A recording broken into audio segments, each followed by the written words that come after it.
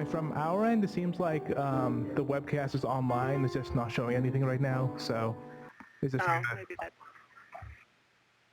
I'll try it again.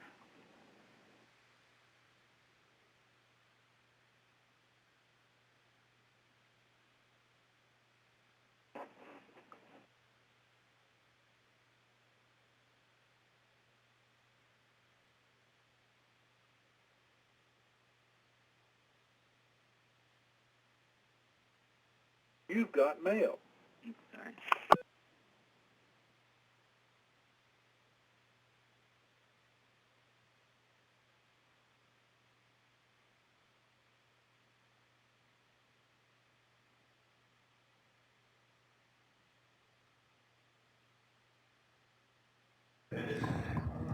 Okay, we're going to start in a minute. We just need to verify that the webcast is on at this point.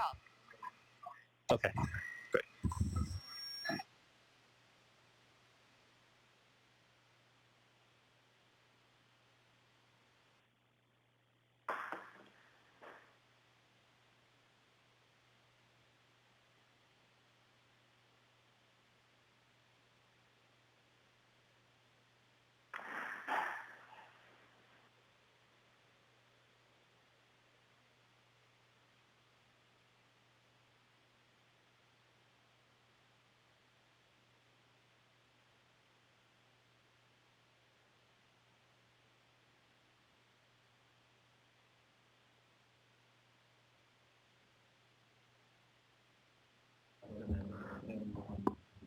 All right. Okay,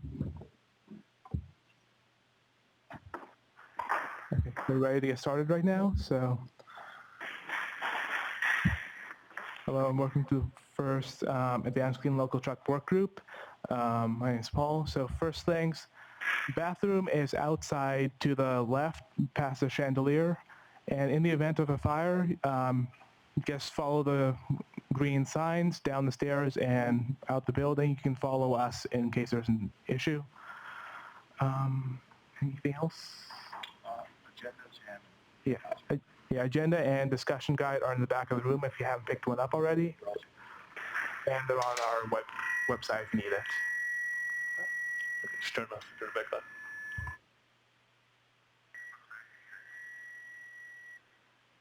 Yeah, so we'll do introductions in a moment. We are webcasting this meeting, so when you do speak, if you would introduce yourselves. I am, or name and affiliation. I am Tony Brazil. I'm the branch chief that's overseeing the rulemaking effort here, what we're calling Advanced Clean Local Truck Effort. We'll get into some more details in a minute. I also oversee some of our rulemaking efforts on zero emission buses. There's a lot of overlap in terms of information we have there. And broadly oversee some of our diesel regulations and existing rules. So our focus here will be on zero emission vehicles. We have a handout that's we call it referring to it as a discussion guide. So rather than use a presentation, it's somewhat dense on some information. We have links to other documents that may be useful, I think, for those who aren't familiar with some of the details. And we'll use that to walk through the agenda. We're also planning at 3 o'clock to have our certification and staff who put together our innovative technology regulation that provides some flexibility on certification for advanced technologies to make sure everybody's familiar with what that does and have them available to answer any questions, because we anticipate there might be some discussion topics on that. And because this is the first meeting, we try to identify what we think are going to be a lot of the key issues as part of this discussion. If there are any other topics that we want to discuss, I'd like you to go ahead and mention that when we do introductions. I'd like to actually have each of you introduce yourselves and so that everybody in the room understands who you represent and start to get faces to the names. And then I don't think we have too many people. We have a couple people, I think, on the phone as well. And we'll be taking questions via the webcast and trying to address those periodically. So just real quick on the background, one of the reasons we're looking at zero emission vehicles as part of an overall state strategy. On the handout, we have kind of a description on the various goals and targets that we've established as a state. This effort is part of our meeting a number of planning document and goals. It is part of our SIP, or State Implementation Plan. And so the efforts here and electrification efforts all pertain to meeting a number of goals, both on immediate emission reductions from local emissions, as well as, of course, longer-term greenhouse gas emission reductions as part of an overall state strategy. And I think that's key, because we'll be focusing on one area of an overall strategy, and sometimes that gets lost in the discussion why we're focused on one item. It isn't that the ARB sees only one solution. It's to have multiple solutions move forward. We have to kind of address them in their parts.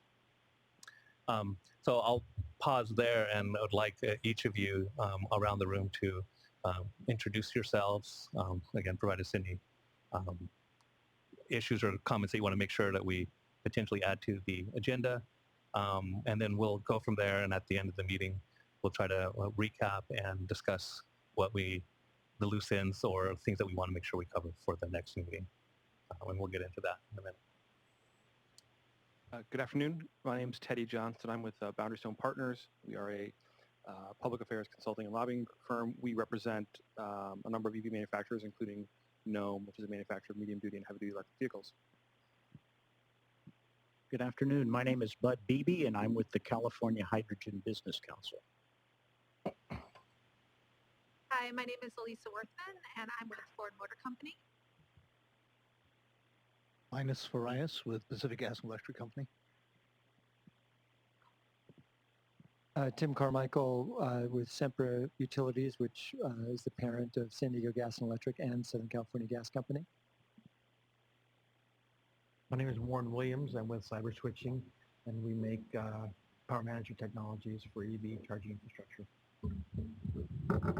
My name is Vincent Warat-Maja. I'm here from the Weidemann Group on behalf of BYD Motors, which is a manufacturer of heavy-duty electric trucks and buses, as well as Wave, which manufactures inductive chargers for heavy-duty vehicles.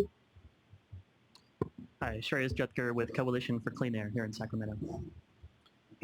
Jared Sanchez with the California Bicycle Coalition. Hi, Sean Edgar with CleanFleets.net. We handle refuse industry fleet rules for the last 16 years and have done a variety of fleet-related consulting work, as well as statewide truck and bus outreach on behalf of ARB for about the last 4 years. Jaime Lemos, Sacramento Air Quality. Christian Damkier, Sacramento Air Quality.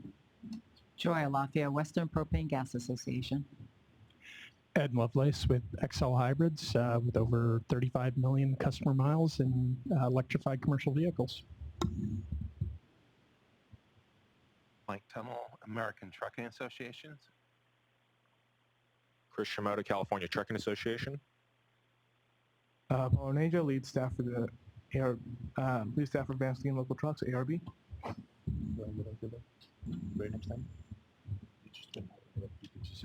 And I'm Craig Durian. I'm section manager in Tony's branch. I'm heading, or I manage the team that's working on Advanced Clean Trucks, Advanced Clean Local Trucks. I know there's a few people on the side. We'll get to them in a minute. Just want to make a few announcements. There is a sign-up sheet in the back. Please make sure, if you have not yet, sign up on the sign-up sheet. We accept signatures. We accept business cards. Anything that you got is fine with us. And then Tony mentioned that there is a conference call-in number. There are a few people that have requested that. We had set that up. For those of you who are on the conference call, the *6 is the key to use to mute and unmute your phone. Please do us all a favor and go ahead and mute the phone at this point in time, or after you tell us who you are. And if you do want to jump in and ask a question, please feel free to do so. Go ahead and hit the *6, ask us a question. But the background noise does tend to be a problem in these large meetings. And then one last thing, Tony also mentioned that this will be webcast. To get to the webcast, you can go to our website, And I think it's also available on the agenda that we have. If you are on the webcast and you would like to ask a question, the email address for us is coastal. Let me make sure I spell this right. COASTAL at calrecycle.ca.gov. That's coastal at calrecycle.ca.gov. And then what we'll do is we'll, as time permits, we'll jump in and answer those questions as we can. So with that said, let's go with those people who are on the phone at this point. If you could chime in and let us know who you are, we'll go ahead and log you in.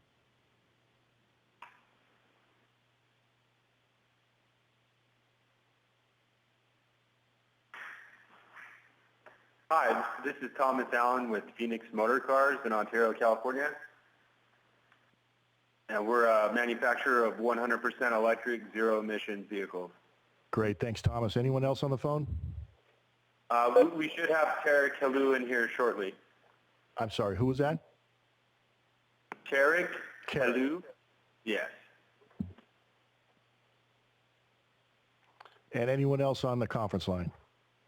Nope, but we're glad to be here. This is on the conference line, Yes. Lisa McGee with San Diego Airport Parking Company. Okay, thanks, Lisa. You're welcome. You're welcome. Anyone You're else welcome. on it? Anyone You're else welcome. on it? Anyone You're else on welcome. it? Anyone You're else on it?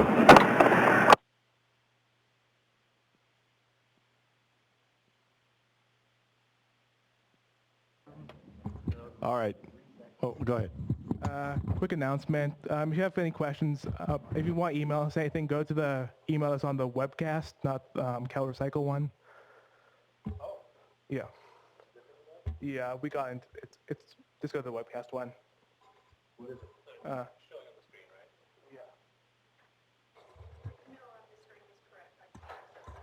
Yeah. Okay, so if you do have a question on the webcast, the email on the screen is the correct one, so go ahead and use that and we'll receive it. And so now I'd like to, for those of you who are on the sides of the room, by all means, please pull up a chair, come to the table. We can share microphones. We don't have enough for everyone. But even if you choose not to, we're still going to ask you to introduce yourself. Can we? Do we have a mic? I'll get a mic up here.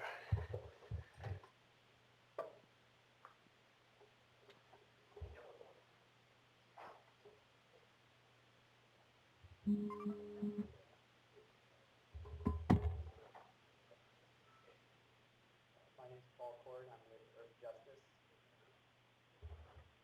name is Paul Cord. I'm with Earth Justice in San Francisco. Erica Martinez, Earth Justice here in Sacramento. Ian Cullity, Air Resources Board, Zero Vehicle Implementation Section. Peter Lee, Air Resources Board, Toxics Transportation Division.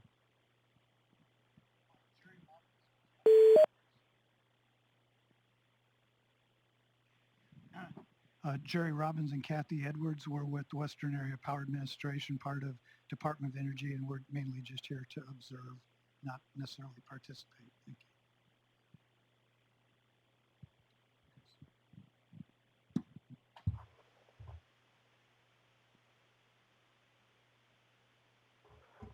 Okay, so we'll get started with what the goals and expectations of the work group are.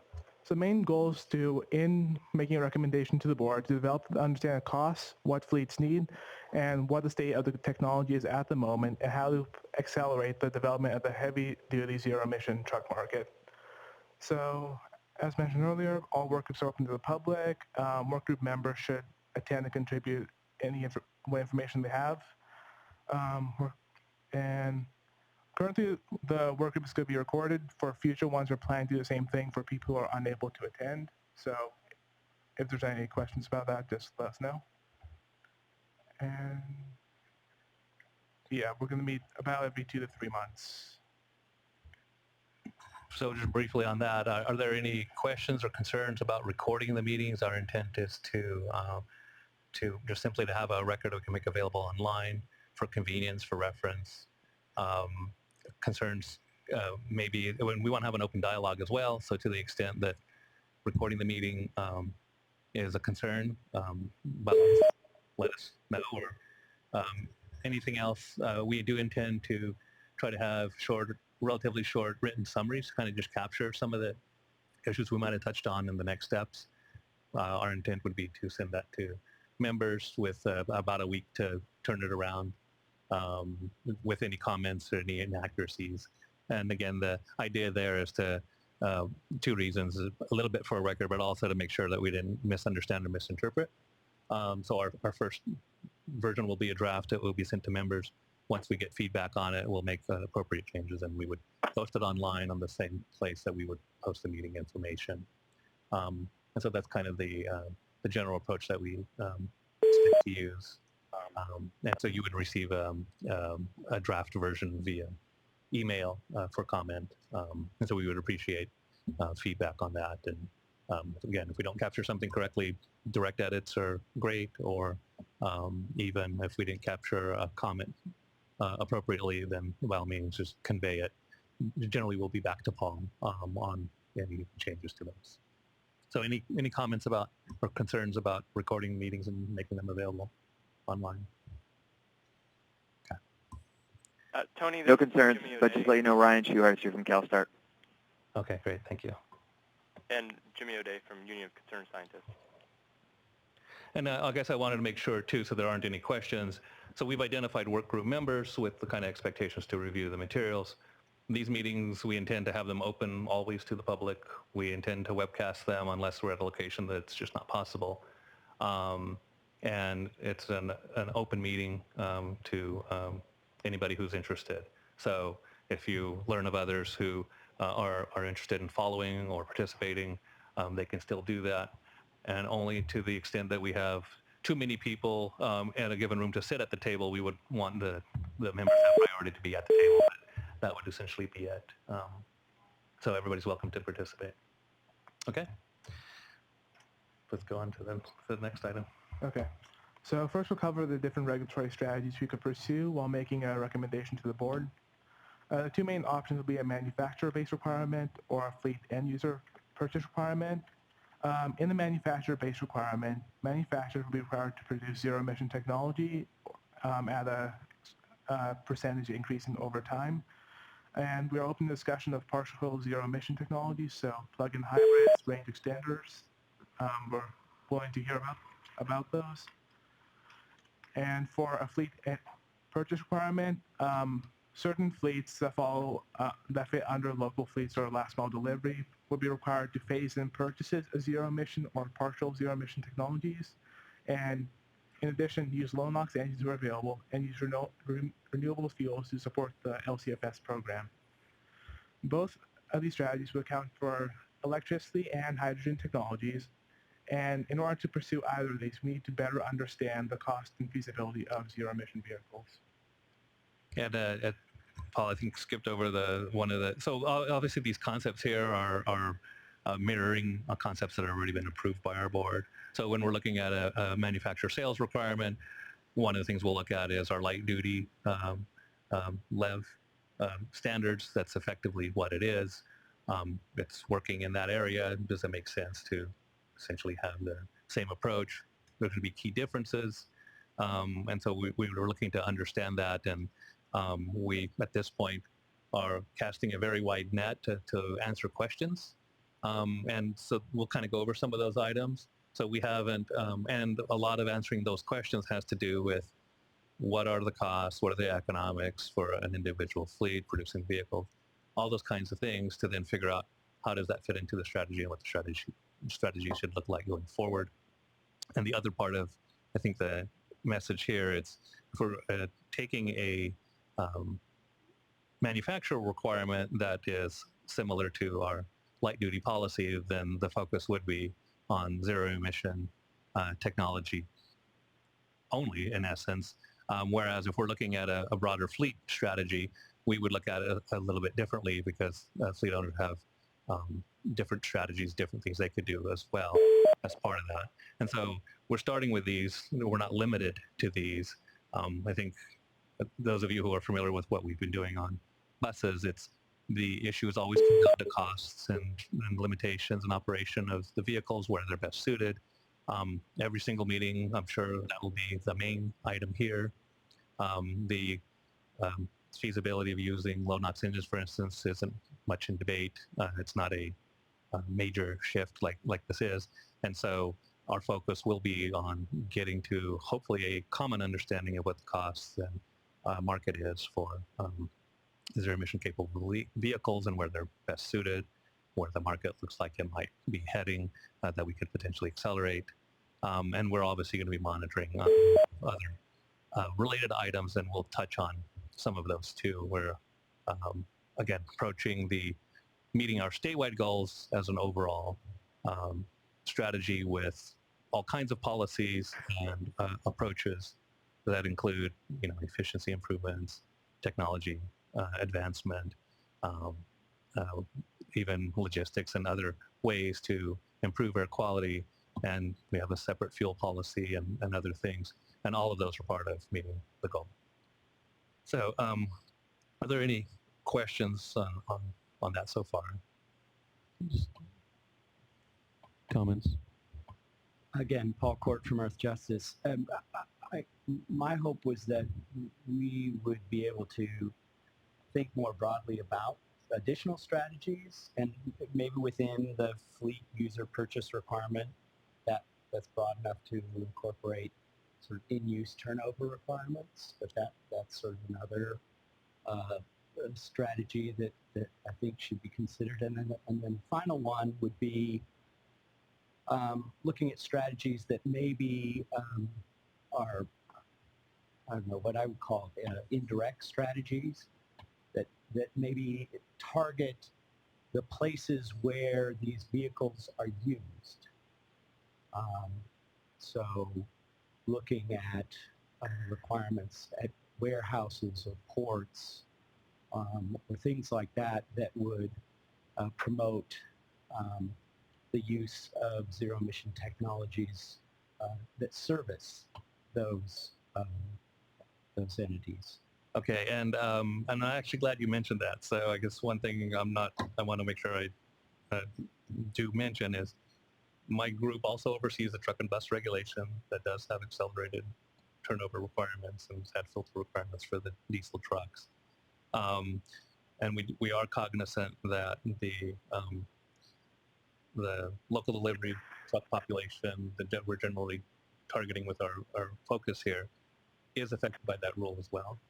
And so that's not lost on us. Our time frame here is generally a longer time frame, but in many cases it will be ultimately the same fleets. So we're going to be sensitive to that.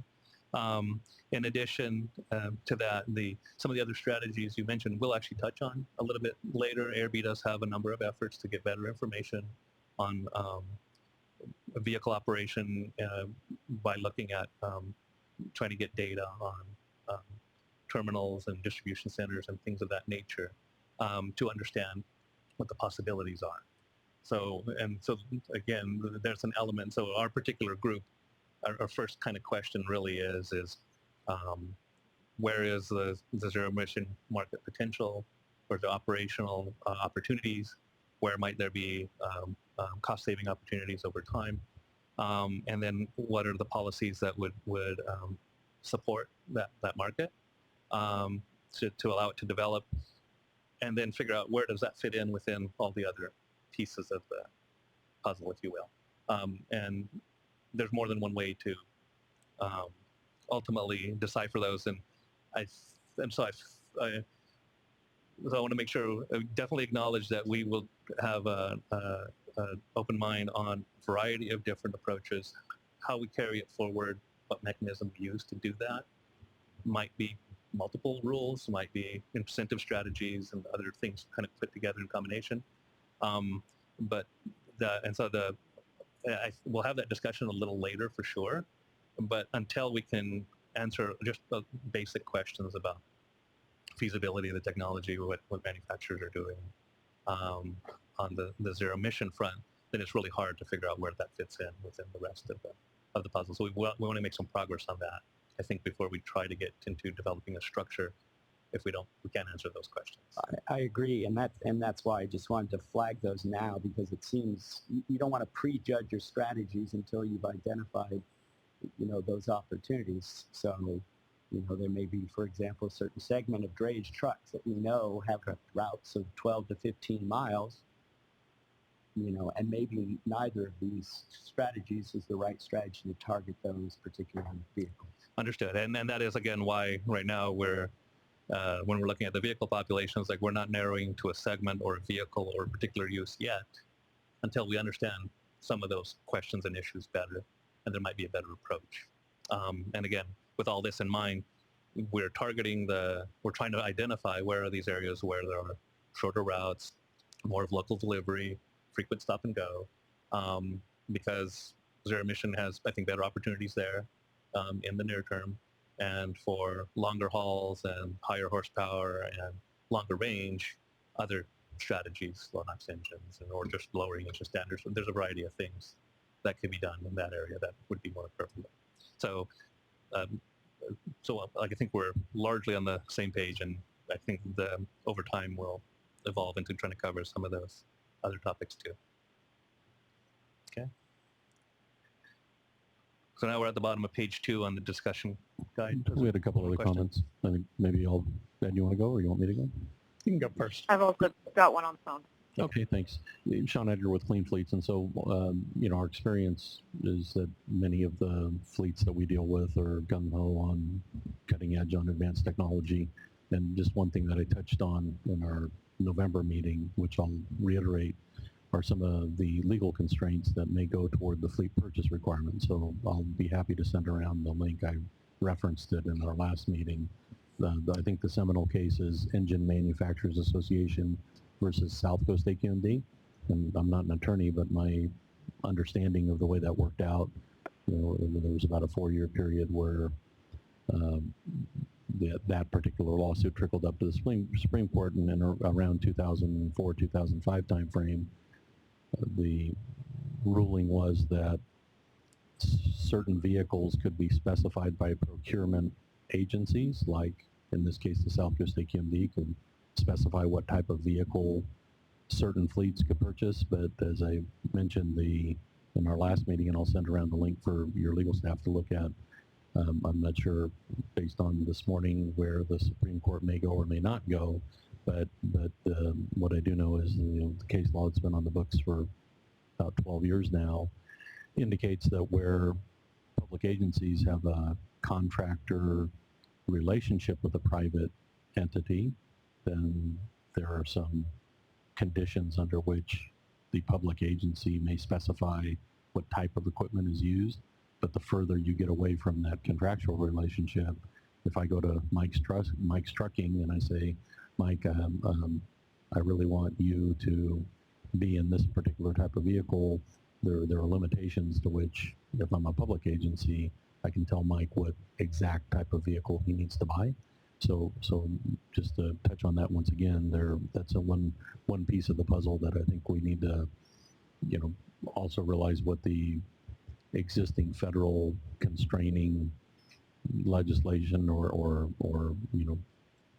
legal decisions may be that may impact how far down the path you would go, or what more of the targeted fleets would be that you would look at in terms of a purchase requirement. So this is one thing that I'll send around a link to you all I don't know where you're going to be posting documents, but that would be one thing I think important to take a look at. No, we would appreciate that. Great. Yeah, hi, Ed Lovelace from XL Hybrid. So yeah, I just want to echo the point about clearly before we complete regulatory strategy development, it includes non-zero emission reducing technologies and their costs as well. But the second question I had was just in terms of the scope of the kinds of vehicles we're talking about. You often see people and goods movement listed, but I want to make sure we're also including service vehicles, service vans and medium duty trucks, or if there's a reason why we might be excluding those, because those certainly operate in local urban areas as well. So we concur. We're looking at all of the categories that actually in the next section we'll get into some more detail on what information we have and where we're starting. There's, we have some old information that's probably still useful, and we're trying to collect more information as an agency in general. And I think we'll move into that discussion in a moment. But yeah, and that's in part why we're trying to describe this as advanced clean local trucks, because again, we see the opportunity at the shorter haul uses, but work trucks, vocational trucks, there may be opportunities there. And again, we're trying to learn as to what's already happening in the market, people who are already using zero emission vehicles in those areas to understand where we think we should promote or encourage further expansion.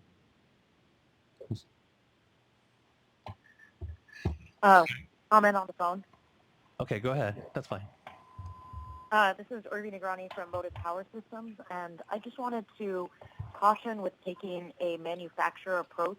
And the reason is, unlike light-duty segments where, for example, Toyota owns the entire vertical integration of building the vehicle, on the medium and heavy-duty truck side, these are often purpose-built vehicles for a specific application. And so, for example, your refuse truck in LA is going to weigh less than your refuse truck in Chicago, even if they're using similar bodies, because of, road requirements. And these types of differences make it a lot harder to have one manufacturer who owns the vehicle from cradle to grave. Instead, you've got a chassis manufacturer, a body manufacturer, a technology provider, an engineering outfitter, and any strategy that you take on the manufacturing side should be aware of how many of those players there are, and so that is actually a feasible thing that can be integrated into the market.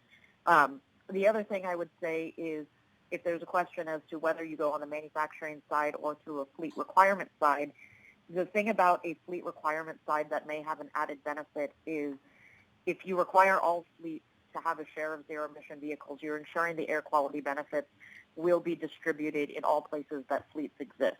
Whereas if you do a manufacturing requirement, you're going to probably see deployments greater where they have stronger dealerships and relationships, and that'll lead to a lot of complaints about the program not hitting every district, every census area, and areas where people often feel like the funding doesn't reach them.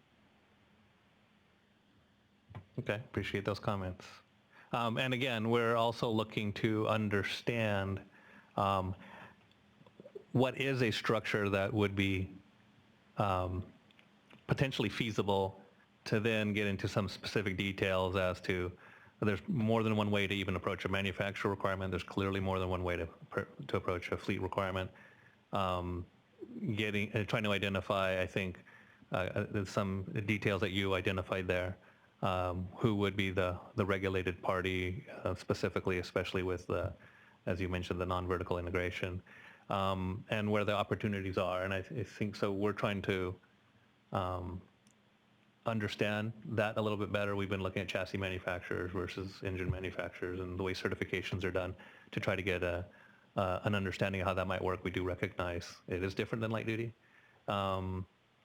And so the first real question is, well, what would it be a feasible way to implement it, or potentially feasible to at least look into some details and then identify where there may be barriers, issues, pitfalls, different questions. And I think some of the advantages you mentioned about fleets, there are always an advantage and a disadvantage to any particular approach. And understanding those two is going to be, I think, an important part of making any final recommendation.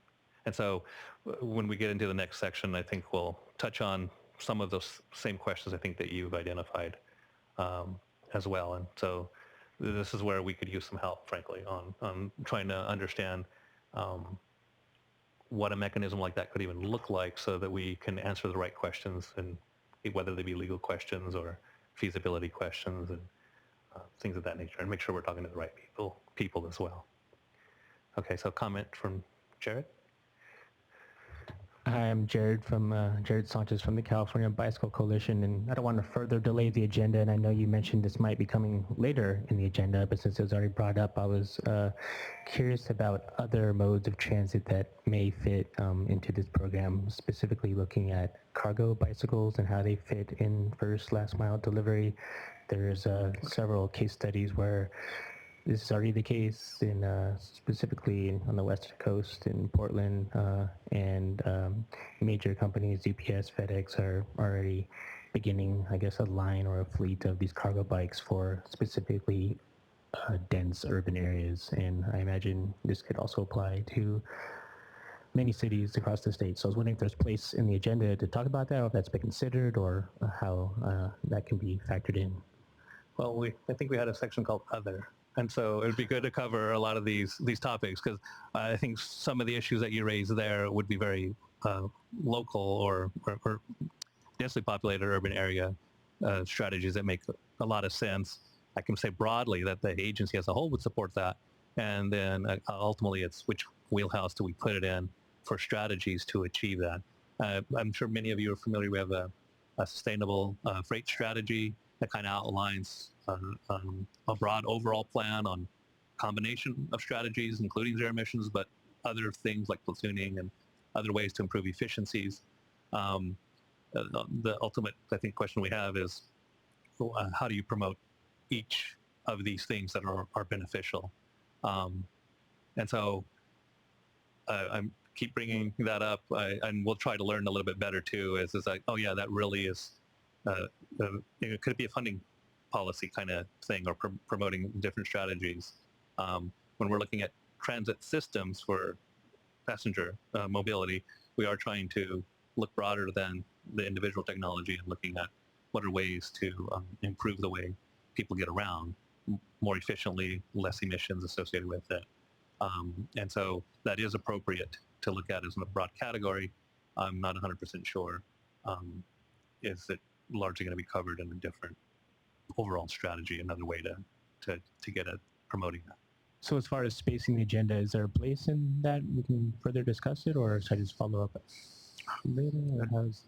I could think right now is as good as any. As I mentioned, at 3 o'clock, we're going to make sure we jump to the certification part, because we'll have our expert staff on the line for that. But I think now's as good a time as any to touch on them. So are there any other things that we should try to pay attention to? No, I was just wondering where the opportunity might be for these other strategies. I can see there's a whole section on the truck population, but I was just wondering. Yeah. I think we'll put it on our to-do list to identify what is ARB already doing to promote things like that, and then how do we determine even how it might fit in this strategy or Sounds good. Thank you. That's right. Thanks, Shreyas with Coalition for Clean Air. Not to beat up on the manufacturer requirement option, but the credit system, I think I've made this point before, but that there is some concern, in modeling something after the Advanced Clean Cars credit system, where there's a glut of credits and potentially not actually zero emission vehicles on the road. So I don't know if you've had a chance to talk to the staff in Advanced Clean Cars, and if there's any sort of feedback on that comment in the sense of how could the credit system account for that, or be adjusted to account for that, because these are regulations where the technology is relatively new, and I think what we found in the clean cars side, the reason for that glut, or at least one reason, is that the technology advanced further than was expected or projected. So I would think it's likely or feasible to think reasonable to think that could happen in this sector as well. So I'm just wondering if you've had a chance to think through any of those issues of how that could be taken into account. No, that's good. Thank you, Sherez. We definitely have been in touch with our light duty sector. In fact, we've got a representative, Ian, over here, and we're going to be working with them very closely. If in fact, we're going to look at a credit scheme and make sure that there are no, glutton of credits in one certain area. But there has to be some type of a credit scheme, because there are some manufacturers already ready to sell, and there's some manufacturers that still need time to develop their technology. So we need to make that balance, carefully balance that issue. Yeah, I think there's ultimately risk on all sides, because we are trying to project what the future might look like. Generally we're trying to get a good handle even on what it looks like today. but things are changing very quickly, and so we're trying to project what things might look like in 5 years and even 10 years. And well, I guess I'll reiterate you're saying, many of you may have heard me say already, it's every model, every forecast is wrong. It's just some are more useful than others. So we know we're not going to be 100% right. We want to use the best information so that we can make the best recommendation. And that was what our goal is here, is to hopefully take advantage of your knowledge, familiarity with all aspects of things, fleet operation side of issues, past experiences, good and bad. Obviously, what's been happening with different strategies.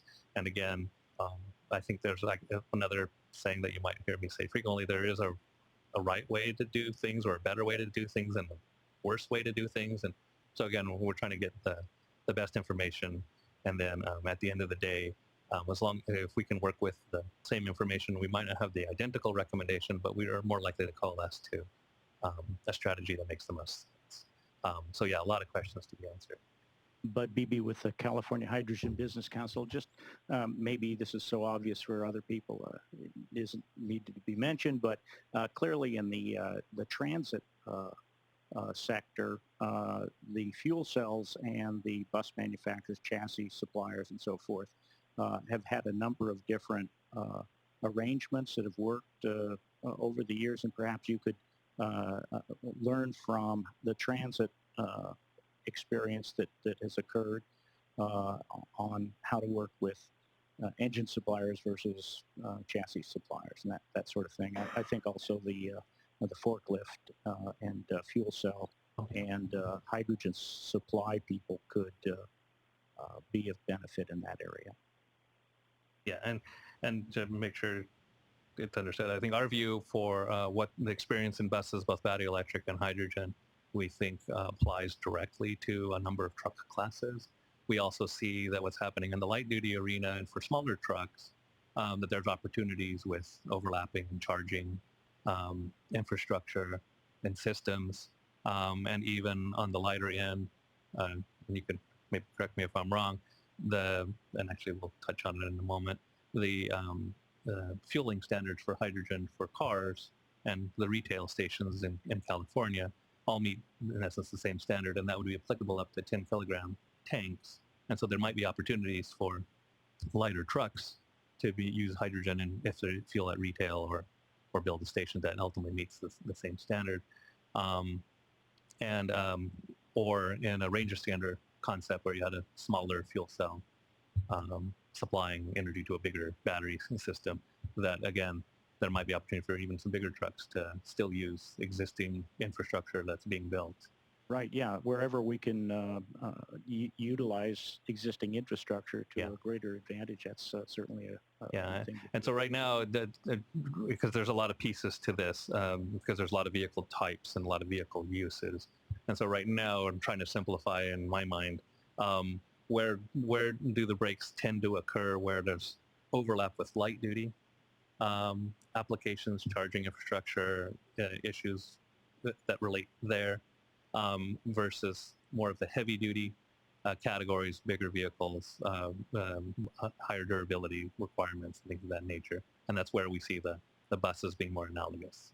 And so to the extent that there is a more obvious split occurring in the industry and the way the industry sees things, I think that'd be useful for us to get a perspective on that where you see it, in particular with hydrogen too. It's where do those splits realistically occur? Where should we take information that we can gather from what's happening in the light duty arena that might be applicable to trucks maybe in the lighter category, versus what are we learning from buses or already learned from buses and other demonstrations on heavier trucks that might be different in terms of the durability, but also costs. When we try to look at battery and battery projections, we did that for our bus effort. And so there we did acknowledge that there is a substantial difference between heavy duty battery costs on a per kilowatt hour basis than there is for light duty. That's a lot to do with volumes, but also durability and packaging. Anticipate there will be a similar split for other components, hardware, education, training, and tanks and other things of that nature. So to the extent you can provide us insight on those and even things we can read to get up to speed on what's been happening, we would appreciate it. Yes, and so nice vision there. So you have for like hydrogen-fueled medium weight truck, you could have hydrogen stations every like 200 or 300 miles perhaps, and you could have like cities that had transit people every like 200 or 300 miles, so that you could hop, skip, and get the people who are going through the region as opposed to the people who are using it locally and can use the same station over and over. Yeah. I mean, that's not a specific vision, don't get me, No. you know, but that idea, of course, has been wrung out quite a bit in where we are trying to put hydrogen stations now. Yeah, and to the extent that, again, a hydrogen fuel would be used in a lighter truck. We are aware that a number, we actually don't know how many, that's what we need to learn. We are aware of fleets that operate smaller box trucks that do actually fuel at retail today for diesel or gasoline. And so to go to a local hydrogen station might not be much of a change in their practice. If somebody's already fueling on site and needs to go off site, then that would create a different issue or different cost and time and things of that nature. So those are the kinds of things we're trying to identify. Where can we take advantage of what's happening in the light duty arena, where that is more likely for the market to succeed if fueling at retail is commonly done. If it's not commonly done, then maybe it's not a great opportunity. And so those are parts of the equation we're trying to get a handle on. And our intent is to talk to individual fleets, but at the same time, it's to a degree, it's what questions do we need to answer, and who do we need to talk to the right people to get that best sense. And then there are a number of data collection efforts that are underway to get at some of these questions. And so we'll touch on those.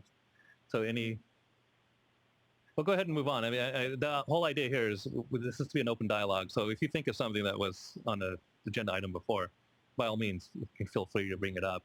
To the extent we can, that's why we try to have this discussion guide, because what information we're showing here ultimately does raise different points and questions. And we thought it might be helpful to go through those. So go ahead, Paul, we'll move on for now. Okay, moving on. In order to make an actual rulemaking, and we have to better understand the market, that includes getting a better understanding of the population of trucks in the state right now. So we have a few different sources of information we're using at the moment. So first, based off the DOE annual vehicle report, is a breakdown of the nationwide truck sales in different classes and by different manufacturers. One thing this is showing us is just who is making vehicles and what classes it fit into. So one issue with this is that it's nationwide, not California specific. And it does, in order to get a better understanding of vehicles in the state, life cycle is also important, like how long the truck stays on the road. This doesn't help with that. And on the next page, the first table, that's our ARB's emission factor inventory, basically our best understanding of how many vehicles are on the road right now. What this just tells our best estimate of what's there right now, but it doesn't split into like what types of vehicles, like body types, manufacturers. It doesn't tell us that right now. Next is the 2002 bias report, which was a nationwide vehicle survey of what vehicles are on the road right now. These are percentages are specific for California. Well, this does give us a good breakdown what body types and what vehicle uses were on the road. The main issues are that it's old 2002 data, and the percentages may have changed over time, and the populations that existed back then are most likely not accurate now.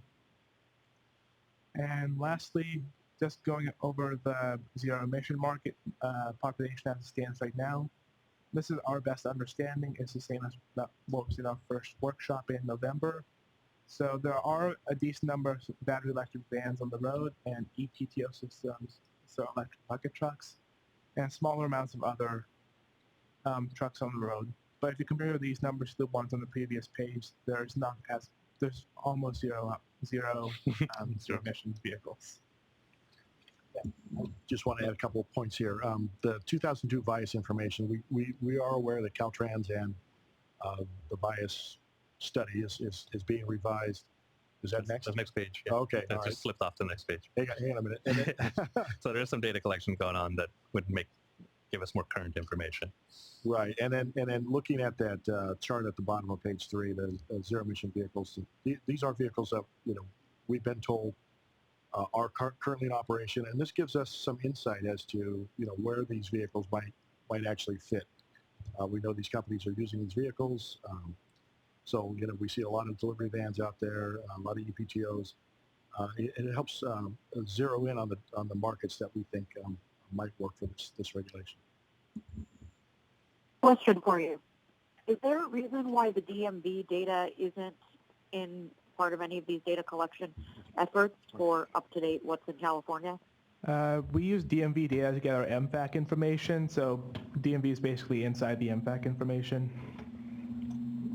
Yeah, and so in part the splits that one of the issues on our emission inventory, any strategy that would be targeting or looking at emissions for a truck category by body type, for instance, our inventory is not split that way right now.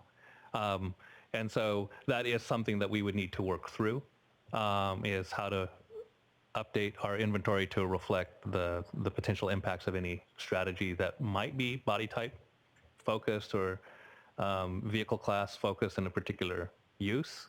So that's something that we're going to have to work through.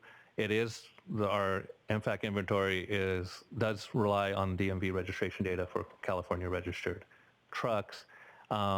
And we know the DMV data does have some vehicle body type distinctions, but it doesn't. We don't believe it has all the categories of what we would need, and doesn't easily allow us to identify the types of fleets that are necessarily operating them or how they're being used. So again, that's where some of these other efforts, this California Vehicle in Use Survey and the Freight Data Hub collection that was part of the actual workshop that we did back in November, ARB is looking at trying to collect information based on where vehicles are being used to understand where there are opportunities to achieve emission improvements, to address hotspot concerns and things of that nature. So both of those will ultimately, I think, are going to be important to understand in terms of the strategy. Just one thing to add on to that. Right now, we are working on getting a DMV data, basically data dump that we are planning to be using in the future. So we are going to be looking at that, but we don't expect it to cover everything we would need. So ultimately, we do believe that we're going to benefit greatly from getting information directly from fleet owners who are operating vehicles in the areas that we ultimately believe are going to be where the best opportunities are going to be. So for those fleets who have been operating zero-emission vehicles, we're going to be continuing and interested in discussing with them to understand the various specific issues that they may encounter, try to learn from the good and bad experiences from the past, to help us understand even just some of the practical operational issues that fleets have to consider when we're looking at different vehicle types and uses. This is Linus with PG&E. Just a comment. What would be useful here is to have, much like you were saying, add a table that shows what the emission load is for these classes, or maybe a subset of them based on existing data. Okay. Yeah, and as you know, our inventory does get updated on a regular basis, and so I think you actually know more about the specifics of what's happened just recently. But again, ARB's been trying to get better information at what the emissions look like when vehicles are operating even at different speeds. Emission control systems on diesel engines aren't as effective in the slow speed operation as they are in higher speed. So some updates to the inventory will even change what the current inventory looks like. And again, all of these are kind of happening at the same time, and we'll try to anticipate that, I think, as part of a strategy that we look at, and take advantage of any updates that are done there as well. But as I mentioned, to have our inventory modified to reflect a different a strategy that we might need, we kind of need to get to that point of, do we really need body type? Do we need fleet-specific information? Location matters in terms of the inventory, especially when we're looking at criteria pollutants and other things. So we're not going to ask our inventory folks to split things a particular way. That might take 6-7 months to do, and then say, oh yeah, by the way, we didn't really need that. So we'll try to approach that, and it'll take some time to reconcile some of that and to have that actually happen. Yes. Yeah, hi, Ed Lovelace from XL Hybrids. Just looking at some of these data tables and charts here, just want to make sure as we proceed forward we don't end up having a donut hole between light duty analysis and medium heavy duty analysis. Specifically thinking of Class 2B, which is a very large population. If you look at the Cal Heat, VMT, and CO2 emissions inventory results, it's a significant piece of the puzzle, so I just want to make sure it isn't left out. Right, and again, one of the basic questions that we have are, what vehicle population would we potentially be targeting at the end? So Class 2B and 3 are a bit different than the certification process. Another thing that varies a bit there in that arena versus vehicles, because it's generally engine certifications. And we do recognize that the 2B category, in terms of the light duty zero emission requirements, 2B vehicles can count towards the light duty compliance. So that presents some other issues too. And so identifying the best strategy and how we address the different classes is, again, one of those other items that we might need to bifurcate an effort for a variety of reasons. And we're not in a position yet to say we're recommending X, Y, or Z at this point. We're still in that, trying to answer some of those questions.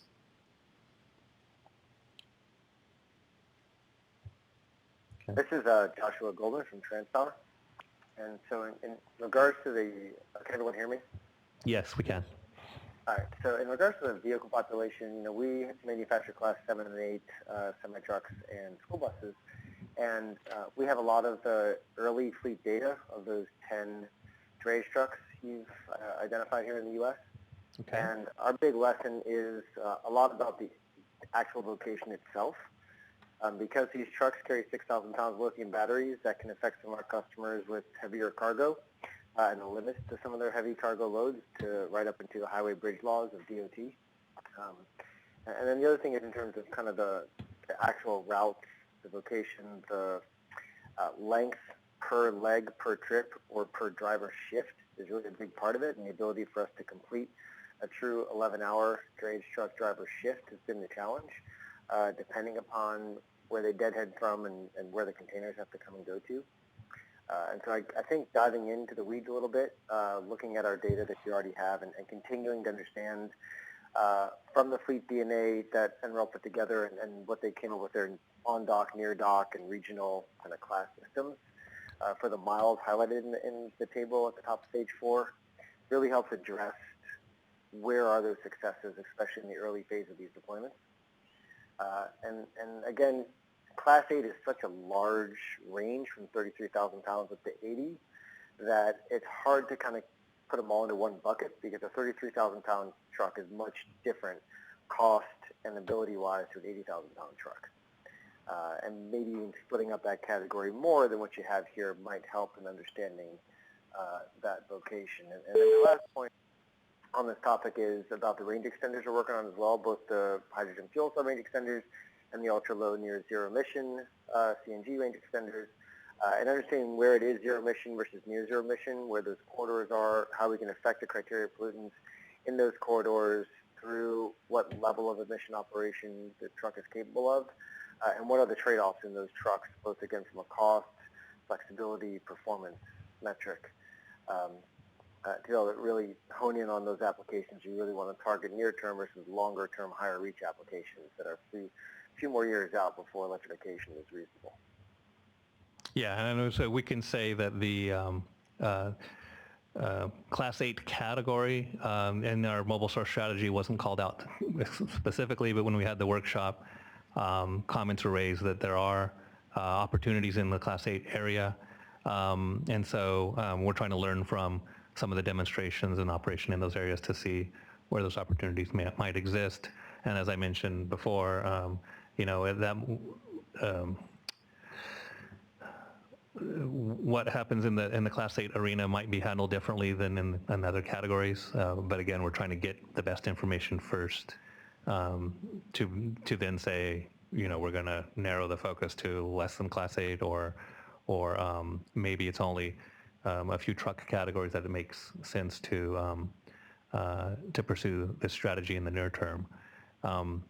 Too many questions to be answered, but yes, we do recognize that broadly, longer haul truck applications in any time in the foreseeable near-term future, other technologies that are not likely to be zero-emission technologies are going to be more prevalent in engine standards and cleaner fuels and other things, other strategies, higher efficiencies in those areas is going to be a big part of getting improvements in that category.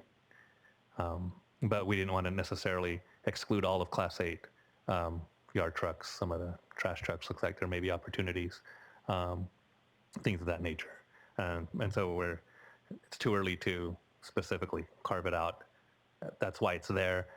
Doesn't mean that we anticipate that there might be a very large number of vehicles that there might be opportunities for zero emission operation. And I think some of the other topics you touched on, where it's really, you mentioned the word cost and flexibility and other things. I think that's fundamental to understanding any proposed strategy. And so we're going to have to fill in some blanks on some of those areas so that we can better understand the market potential. Thank you. Okay, if there's no other questions, moving on to section 4. So in addition to knowing about the truck population, we have to better understand fleet operations. So one data source that we've used so far is NREL's Fleet DNA project, where they've used data they've collected from various studies they've done in the past to better characterize different body types and classes of vehicles. They're just breaking down like different vehicles and what their daily operation is most like. So just in terms of electrification, best opportunities seem to present themselves in low-range, slow-speed driving. So looking at these, some of the operations that seem to be most suited would be refuse vehicles, delivery vans. These studies were done on all linen delivery, parcel delivery, food, and beverage. And just in addition to this data, which is a good source, we also want to know more from the fleets about what their experiences are. Like different fleets will have different daily uses. So just range, distance, payload, and weight considerations that may be affected by adding batteries onto a vehicle, and other things that they have to keep in mind. And so one thing that we're going to need over the course of this rulemaking is just more information from the end users on what they need and what they can and can't provide. Yeah, and then just to add to that, we see these categories here and they're pretty general. So it doesn't answer a whole lot of questions about peak needs. Obviously, we see a Class 8 tractor. By no means do we anticipate that that is representative of a long haul application or a truckload application at all.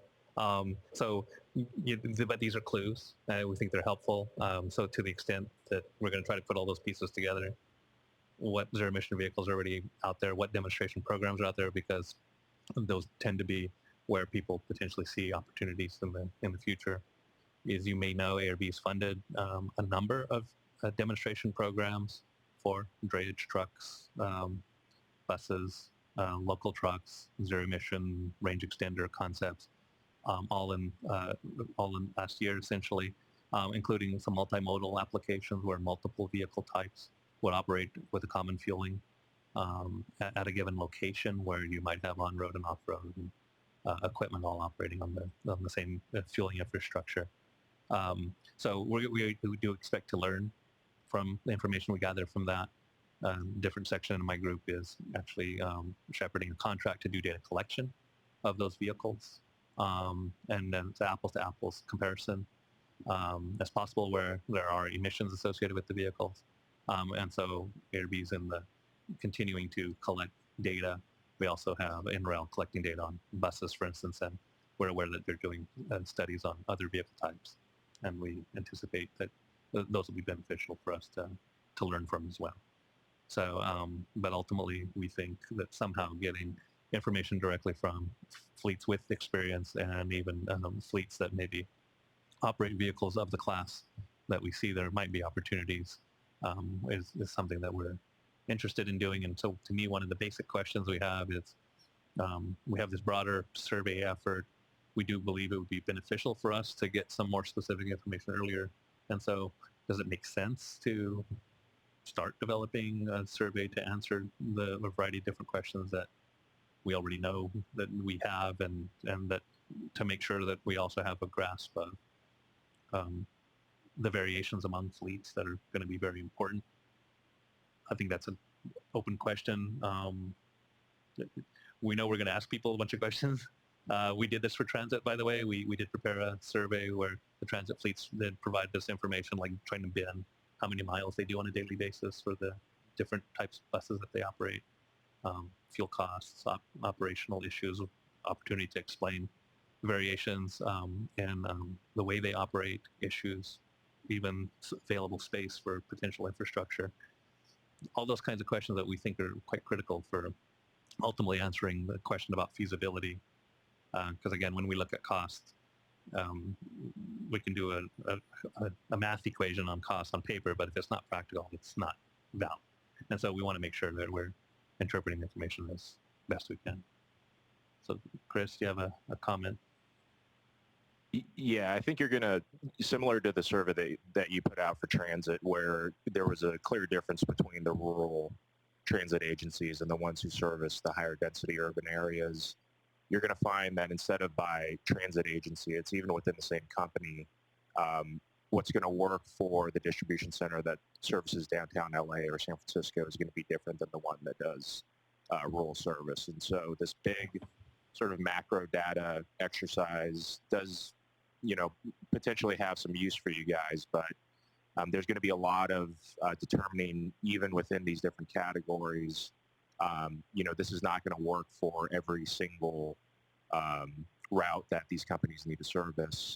Within a certain designation, drayage could mean a company that goes from the Port of Oakland all the way out to Reno, that takes containers to, the western United States, or it could mean something that's 5 miles down the road from the port as well. And so you're going to find a lot of variation even within whatever designation you look at. So directly interacting with fleets and sort of saying, okay, well, what is it that the existing technology is going to allow you to do? And then is there, some way that we can work with you to get that technology out there?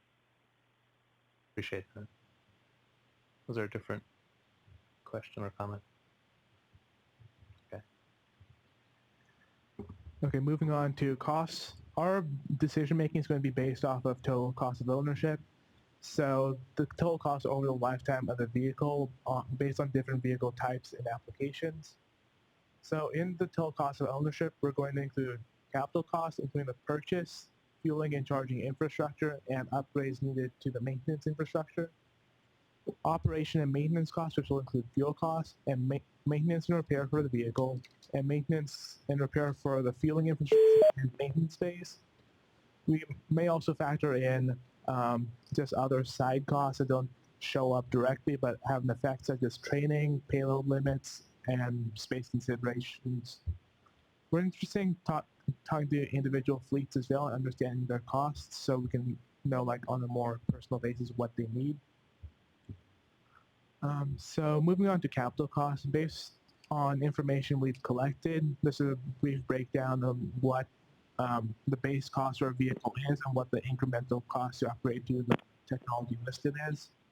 So for your typical local delivery van, it seems that the base cost for vehicles is about $50,000, and incremental to upgrade to full battery electric would be about $100,000. While for a smaller plug-in hybrid with a smaller battery and a range extender, it would be somewhere from $20,000 to $50,000, although there's not as much data there. And for hydrogen, there's a couple pilots on the way, but they aren't on the road yet. So we're estimating the increment will be at least $150,000, but it may go up, it may be higher, may go down over time as volumes increase. For other applications, there's the incremental and the conventional listed. So plug-in hybrids appear to have a significant cost advantage at the moment compared to the battery electrics.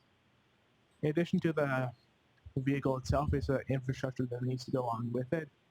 So installation of the standard level 2 charger right now is about $2,500, which would be adequate for a smaller vehicle to start charging overnight.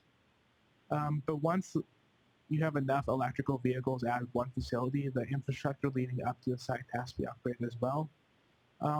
This would be about $20,000 per vehicle, and it may cost more for larger vehicles with more power requirements. It may be higher. Currently, the utilities are undergoing the SB 350 process, in which they have to remove barriers to electrification. And by doing this, they are looking to ease the initial upfront cost in some of their applications with PUC right now. I'll stop there for any comments we have at the moment. Linus? We'll go into that section a little later, right? Yeah, we'll talk a little bit more about SB 350 in a different section. If you can do it now if you want. Well, I guess I'd like to. Well, we do have it. We will talk about SB 350 specifically, and we want you to say as much as you can about that too. We could wait just I think a moment. So there, and these are general numbers. So we're not going to. These are kind of indicators of what we're looking at. Yeah, one of the key things that we're going to want to have a handle on, because especially the market's pretty early in some areas, these pilot program costs are generally going to be quite a bit higher than what you might expect on a broader commercial market where you have an increasing sales. And so one of the things that we're going to be quite interested in understanding is what the longer term cost might look like when you're not just doing 1 or 2 vehicles on an experimental basis, if you will. And where, or are there ways to identify from past experience, what are volumes of a particular vehicle type or class that you can start to see some opportunities to reduce costs. We think there's 2 effects there. I mean, clearly volume, if you have a production facility, then once you're operating at its maximum capacity, that you tend to have the lowest cost manufacturing. But in addition to that, even for smaller scale assembling vehicles, again, if you're doing 10 a year, odds are you can't command very good prices for anything that you buy that you need for your vehicle. But you can get the numbers up even to relatively smaller numbers, but you're potentially ordering equipment or components for 100, 200 more vehicles that you can get opportunities for better pricing simply because you're in a better negotiating position. So any information in that arena that either exists, past experience, something that we could use, we're going to want to understand those differences because we want to answer some questions about the long-term potential for a particular vehicle or class versus the near-term costs.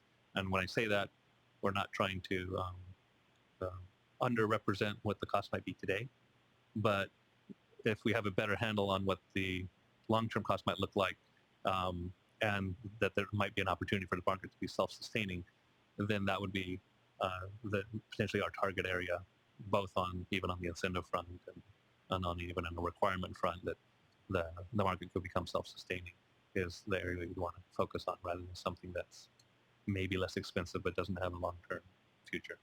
So can't say we know how to do that, but we'll be looking to some manufacturers on some indicators of how those opportunities may occur, and other information that might be out there.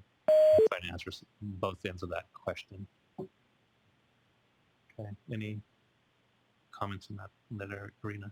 So I think one of the things we'll be trying to do with this group is trying to make this information better based on actual information and the best information that's out there. And odds are we would need to know the difference about a specific vehicle and how it's put together, whether it's more customized or more universal application. And so we'll continue to try to gather information on that. Tony, this is...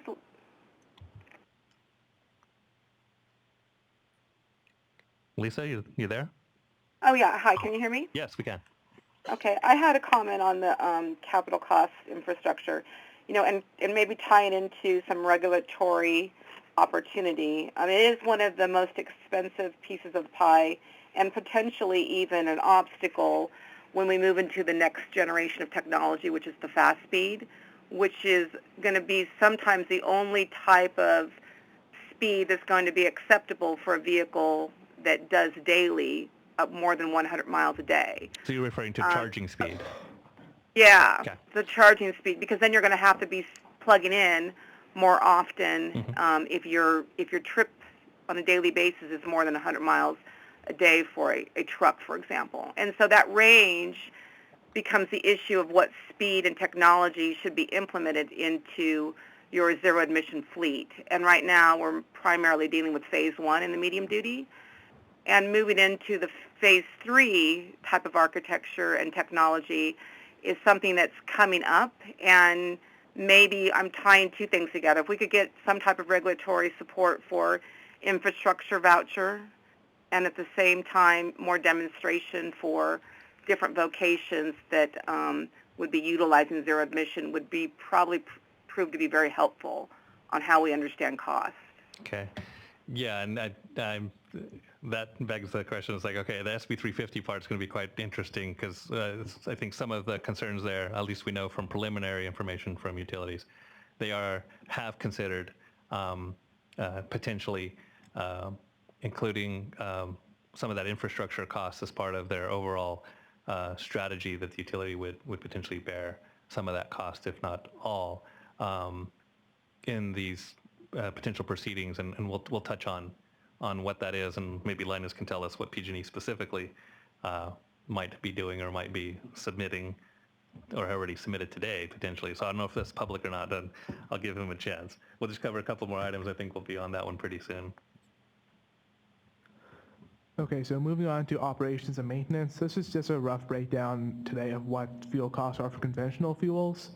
So gasoline and diesel and natural gas, these are using the EIA Energy Information Administration analysis, where they break down basically the weekly price of fuels and how it changes over time. For natural gas, the price that they had listed for commercial was uncompressed, which was lower than the retail price. So the price adjust is just what you pay at a retail station currently for natural gas at the moment. And before you leave that one, so the important question that we have is ultimately, who's potentially having bulk delivery of fuel to their facility? Are they paying retail or not paying retail? We want to get an accurate understanding of fuel costs. Tim, if I could ask you, in terms of the federal tax credit for CNG, is it reflected in the retail price already, or is that something that a customer would get if they're buying at retail, that they would then submit and receive the credit later? And is it different for public fleets versus private? I actually have to check on that. I don't recall how that's being handled. Chris might know, or... Oh, you do? Okay. We can, if you wouldn't mind letting us know. Oh, okay. Yeah, I can probably talk to that. Yeah, go ahead. Yeah. In terms of you're asking, just to make sure I'm clear on the question, is how are the LCFS credits? Actually, no. There's I believe there's a 50-cent tax credit for using natural gas. It's a federal tax credit. Federal tax credit. And so we want to understand, does that tax credit ultimately get reflected in the price at the pump, or is that something that the CNG end user would ultimately identify their fuel use and their taxes and then receive the credit when they do their taxes? So I'm not 100% sure on do these reflect or not reflect the tax credit that exists today. And Tim, do you know anything about how long? Because I know it's extended. I don't know if there's a sunset date on it. I used to track that when I was with the Trade Association, but I'm not up to speed on it. It's easy for me to check, and I'll get back to you in a few days. Well, we appreciate that. Thank you. Yeah, and so I guess one of the points there is one of the things we want to make sure we're accurately representing is what does it cost to dispense fuel into the vehicle for a conventional vehicle versus a zero-emission vehicle, so that we're comparing as apples to apples of costs when we're looking at the impacts of shifting technologies, for instance. Okay. Tony, on that point, I just want to comment that most fleets are paying significantly less than retail, and municipal fleets are paying less than private fleets because they're providing their own gas, depending on where they are in the state and what their setup is. But and we can probably get you some information on that, but you should not assume that retail price is being paid by most fleets for natural gas, for CNG. No, understood. And we do know there's some key differences. I mean, if you're having your, there would be key differences if you're fueling out on site versus remotely, and ultimately depending on the specifics of your situation. So when we are looking at gaseous fuels, we always want to make sure that we're not only counting the commodity cost, but compression and other things too. But to the extent that there are tax credits and other things that lower the actual cost, we want to understand that. LCFS program, we think we do have a pretty good handle on that. We will touch on that one too. The LCFS program, we do intend to line item it so that we can show here's what the effect of LCFS would be, depending on the market price, because it is dependent on, it will fluctuate with the market. And we are going to touch on how the LCFS program works because it does relate to this topic directly. I could add one thing, Linus, with PG&E is that the natural gas used for fuel is driven by a specific tariff that is approved by the PUC. So for all vehicle use, there is a tariff that drives that. Okay. Thank you. That may include that tax credit in there. We can check. Yeah. Okay, moving on to electricity. So just giving a breakdown, electricity is the rate you pay is composed of a number of different fees at the same time. So the usage fee is just a flat fee for every kilowatt hour you use over a period. So the changes over depending on whether it's peak time, mid-peak, or off-peak. The demand fee depends on the maximum power drawn over any 15-minute period at your facility. And separate fees are leveled based on your maximum over the entire billing period and your maximum during any peak period in the billing period. Lastly is a meter fee. That's a flat fee that you pay every month for having your meter. So if we do a breakdown of what your electricity cost would actually be, it's based on an initial rollout of 20 vehicles at 1 kilowatt hour per mile efficiency and 25,000 miles. 25,000 miles annually using a level 2 charger. So as you can see, the amount you pay depends a lot on what time of the day you're charging your vehicles, whether it's all at night or spread throughout the day, and where in the state you're located, so which utility you're billed under. Some of them, such as the LADWP and SMUD, have lower rates, while San Diego has one of the highest rates in the state right now. And some of this will potentially subject to change depending on what happens on the SB 350 proceeding process that we'll touch on in a minute, I guess. Okay. And then just to be clear, this is an example specific to this charging strategy and that vehicle size. We do have a link down here. There is a discussion paper that we have online that was prepared for transit effort that looks at bus charging strategies. It goes into more detail as to how utility rates work here in California, how the demand can be managed depending on how you charge and when you charge. So there's a little bit more of a description that's applicable, and that would be relevant for heavier vehicles. So anybody who's interested in understanding what that is, there is more detail with the link provided below. And so we do have more information about this on our bus program. So if you follow the link there, where you copy and paste it, you should be able to just find that. In addition to electricity, there's hydrogen. Currently, at the moment, large quantities of hydrogen cost about $8 a kilogram, and smaller quantities about $14 a kilogram. A couple things. Right now, hydrogen has roughly double the fuel efficiency compared to a diesel gallon, and we expect these costs to go down over time as the production quantities increase. And as far as maintenance costs, right now there's not that much data on maintenance costs for conventional trucks. We're in the process of gathering more.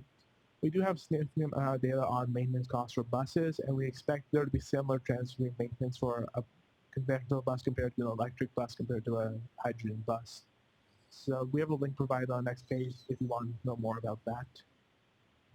So I'll stop here if we have any questions or comments.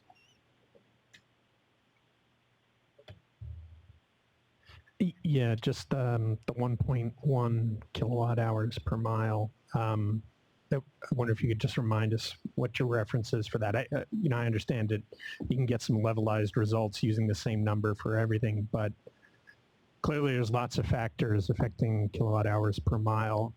It just seems like the most basic one that would be relevant for you, at least, would be class of vehicle in terms of weight of the vehicle. No, correct. And so that's one of the, we kind of touched on it when we talked about some of the costs that we're looking at. We're going to want to understand what the fuel cost may be, the electricity cost, the various costs for different vehicle categories, different vehicle types at whatever level that we need to do that. So when we're looking at, that's where we had an advantage, I guess, doing transit buses. Transit buses, there's a vast majority of them are a 40-foot transit bus is kind of the most common one. So most of the discussion analysis relates to essentially one vehicle class. Here So is that roughly for a 40-foot transit bus electric? No, the electric bus would be closer to 2.1 kilowatt hours per The 1.1 mile. comes from some data sources we have doing annual reports. It's about what you expect for Class 4? Like 4 or 5. It's a class 4 or 5 lighter, smaller vehicle on that. And then again, as we're collecting more data, then the drayage trucks, it really depends on your payload. I mean, it's only 40,000 pounds and being well over 2.5 kilowatt hours per mile might be reasonable. And so that's one of the things we're going to want to do, and you can expect we're going to be asking questions about it. What is appropriate representation for different vehicle types? Definitely classes, but I think the uses and the things are going to vary. And as we kind of indicated here, electricity costs vary just by your charging strategy and location. And so if you have a higher draw at the utility at the same, using the same charger in essence, or same peak demand, your cost can be considerably lower than a different application, even for the same vehicle. And so to the extent, we do find it useful to have, some general information, but we're going to want to have that information informed by very specific examples. And so we also are going to be very interested in being able to look at a specific fleet example, specific vehicle type or category, and being able to understand what the costs look like for any one company, given whatever the appropriate assumptions are. So we'll be trying to kind of cover both, provide useful information so you can understand some cost differences, life cycle cost differences for different vehicle categories where we do have information, but also be in a position that we could use the same tool, if you would, to look at an individual fleet. And when we say that, it would be both on a cash flow basis year by year and the total life cycle cost, because there's different questions to be answered associated with each of those. So that is the grand plan. And we think it's very important to understand the market potential as well. Bud Beebe with the California Hydrogen Business Council. So like a lot of people around here who work with emerging technologies, I think that we're all having some apoplexy with some of these numbers, but I understand that you've got to start somewhere. And I just wanted to point out that your hydrogen costs are for compressed hydrogen of California hydrogen fuel cell vehicle purity and so forth at site. These are at site numbers. Correct, yes. And certainly just for the general population out there, hydrogen costs nowhere near that much if you're making large quantities of it locally. So, okay. Appreciate it. And keep an eye on it is what we're saying. And if you have anything that we can use to even answer where those differences occur and what volumes, we're trying. By all means, let us know. I mean, obviously, we'll look at station costs and infrastructure costs too, but fuel production costs we know is dependent on ultimately fuel use, and self-generation and other things. So there's a lot of variables, and the better we can understand it, it's easier to tell where the opportunities may be. There are, and a lot of this, of course, as you know, depends on the availability of public availability of data and so forth. And I believe that the NREL people, in conjunction with their H2 at Scale program, which is now starting up, will likely be one source that you can go to as it starts to come up in speed. Okay. Yeah. Thank you. This is Ryan with CalStart. Tony, I just wanted to endorse the importance of unpacking the demand charges based on looking at duty cycles and then the scheduling needs for particular fleets.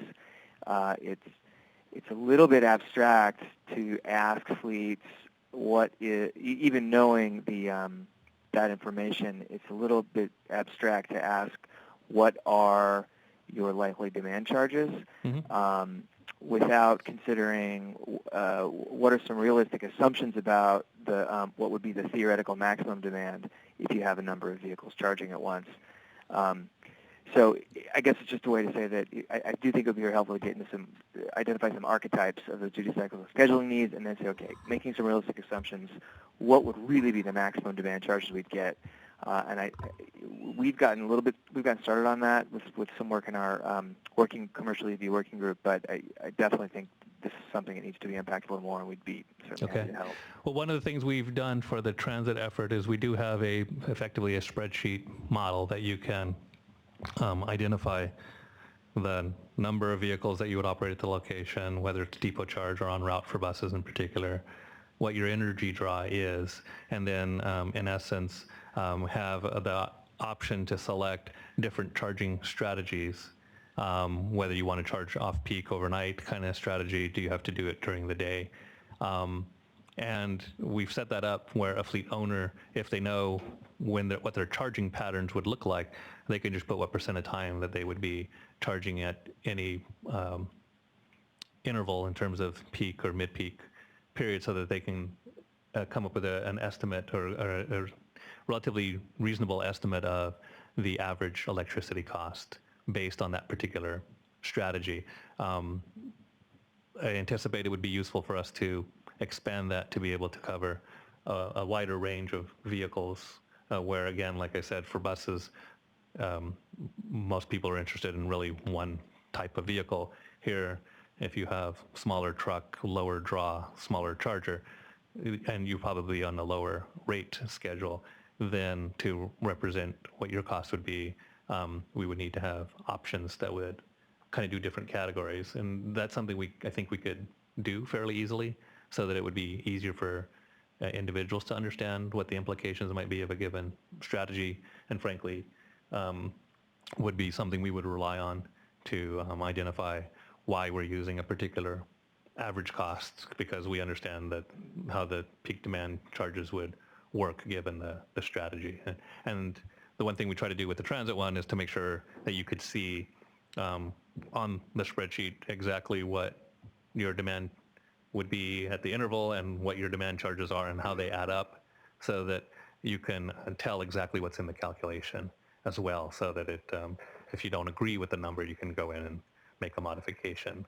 And so we try to build it as, instead of being a black box, that it kind of show you how the calculation's done. And we did actually work with the utilities to make sure that it was relatively accurate. And so I think we'll look to updating that or upgrading it or making a slightly different version that might be applicable to a range of vehicle categories. One thought, Tony, one thought on that would be, unless this has been done and I haven't seen it, it might be helpful to do a kind of template for an actual charging schedule, so that if you say, okay, you've got 10 or 15 or 30 buses or trucks, here's when you would charge them on 15-minute or half-hour increments throughout the day, so you could, as a fleet, visualize it and then sort of prove that average, because the demand charges are extremely sensitive to moving, charging for 15 minutes one side to another if you're stacking it up on top of another one. Right. No, and the sensitivity there is greatest when you're doing fast charging during the day. Does anybody here have any familiarity with, for buses, there's two primary charging strategies, kind of almost three, but One is to simply charge in the depot, which I think is relatively common for some of the trucks that we're aware of, overnight in essence. The other strategy that's being used in buses is to do fast charging en route. So that's where a bus may be designed to have a 30-mile range. They have very low average speeds, so they will rarely do 20 miles in an actual hour. And then it'll take about 5 minutes to charge the bus and it continue on its day. It can operate 24 hours a day with that particular strategy. That particular strategy, charging during the day, means that you're going to be charging during peak times. And because you charge at a very high rate, then your demand charge tends to be rather high relative to when you charge overnight. Does anybody anticipate the need to make sure that we're representing a fast charging type strategy for trucks and more broadly? Or we just kind of leave that in the bus part of the calculator? Tony, this is Jimmy O'Day. In my conversations with transit operators and transit electric OEMs, I've gotten a sense of a trend of moving away from the fast charging and more to the overnight, just because the battery technology's range is getting to the point where the need for the rapid charge is decreasing. So that's just my general sense. No, yeah, I don't disagree entirely, although we are aware of some projects that we anticipate that are going to be new ones that are looking at fast charging strategies too. So for buses, we'll definitely continue to reflect it because I think that's one of them. But for trucks, I'm not sure that at least the different fleets that we've spoken to, that a fast charging strategy is likely to be used anytime soon, but I'm not 100% sure. What we tend to see with some of the bus fleets too is they are operating buses that are generally designed for depot charging, but then using inductive charging en route to supplement their range, provide more of a safety factor, possibly just get a further range, potentially lengthen the battery life, for instance. So we see that as a strategy too. So Vincent, you have any comments on the trucks? So I'm working on a project where it's not quite fast charging, but at about 250 kilowatts, they would charge a heavy-duty forklift in the port context. Okay. And so that also helps address certain issues when it comes to certain operational issues that are associated with union rules about how to who gets to plug in during a charge. So this lets your forklift opportunity charge periodically during breaks, and takes away a lot of those issues and allows the duty cycle to allows them to operate as normal. Okay. So, and then we can always iterate everything. Just so that everybody's clear here, we're going to iterate on everything we do. We think it's more useful to put out, here's what we have so far, here's what this seems to suggest.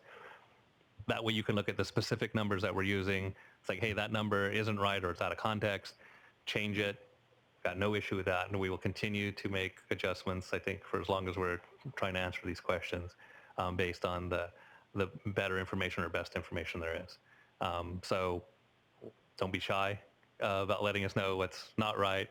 If it's not right, it's not that we're going to stick with it and not change it. We will change it to whatever the best information is. Again, our mission is to have the best information available for ultimately for final decisions to be made. So we will continue to work towards that. So Shreyas? Yeah, Shreyas with Coalition for Clean Air. Going back to capital costs, I think I heard you say that you will be bringing in some numbers on hydrogen fueling infrastructure. I think you had said something about that. We have some information from stations that could serve buses. So to the extent that those relate, great. I personally not aware of specific information that might relate to what hydrogen costs are for a forklift operation and what the opportunities might be for fueling forklifts and trucks at the same location. I personally don't know enough about the fueling criteria to say that they would be compatible. So we have a lot of data gaps. So if you have better information or experience where there might be overlap. Letting us know, or even send us an email. It's like, hey, here's a article or here's a paper that covers this. By all means, let us know if you are aware of things of that nature. Yeah, and I don't have anything to share offhand, but it'd be good to just know, what are those data gaps, and then there's definitely others I'm sure can help. Yeah, and I think that'll be part of the again the progress going forward is that again I think we'll try to pattern what we've done with transit. It's like, here are the key assumptions we're using right now and where they came from. To the extent that we're not representing costs applicable to a particular application, then we need to put additional information in, or to the extent that it's out of date, wrong, or needs to address the why we use the assumption, that kind of thing. We can then at that point kind of iron out some of those, and then I think there you might see some data gaps or issues like, yeah, you're not covering somebody who's already got a forklift operation using hydrogen already. Fuel costs aren't at all representative by the number we had, and so it's like, we could change it, of course. Oh, sorry. Yeah. Warren Williams from Cyber Switching here. Just looking again at some of the assumptions for validating one of the things, the 25,000 miles annually per vehicle. Is there a plan to put in the model the ability to ratchet that up or down? Because that obviously will have a direct effect. And we're noticing most of our fleets we talk to, they're trying to figure out a way to have their vehicles use more electrical energy while they're out. Yeah. So when they come back, they're actually more depleted, because for the health of the battery, that's actually a better model. Okay. And then from a power management standpoint, I'm not trying to plug my company as much as the concept, because there's other solutions out there as well. But from power management, being able to offset the peak demand through things like, like we're doing rotational charging or load sharing or other models, where you can not hit that utility grid all at the same time to do your fleet charging. And modeling there, the question comes down to what is the cycle time to get a vehicle to its full charge capacity? And then how does that affect whether you're just manually moving trucks around in the depot or not, or you're doing it through some other technology? Okay. The factors I think you might want to So one of the things we tried to do for the transit calculator is to allow fleets to look at different strategies. So I think, as you mentioned, you can charge all your vehicles all at the same time, even off peak, and then your demand charge is based on all of them plugged in at the same time. And if your vehicle charges in 4 to 5 hours, and you have 10 hours to charge, you could actually charge them in sequence, in essence, or just use smaller chargers. Either one achieves the same thing. That would cut your demand charges in half, and thereby give you a better rate, or a better average rate. So we did build some of that in. I'm thinking that we should go ahead and take a stab at modifying that one to be representative for some strategies that we think are applicable for trucks, and then we can make iterations on that too. And so maybe that's one of our tasks for potentially the next time, is to prepare a draft version of that for people to look at and see if it reasonably covers a common charging strategies.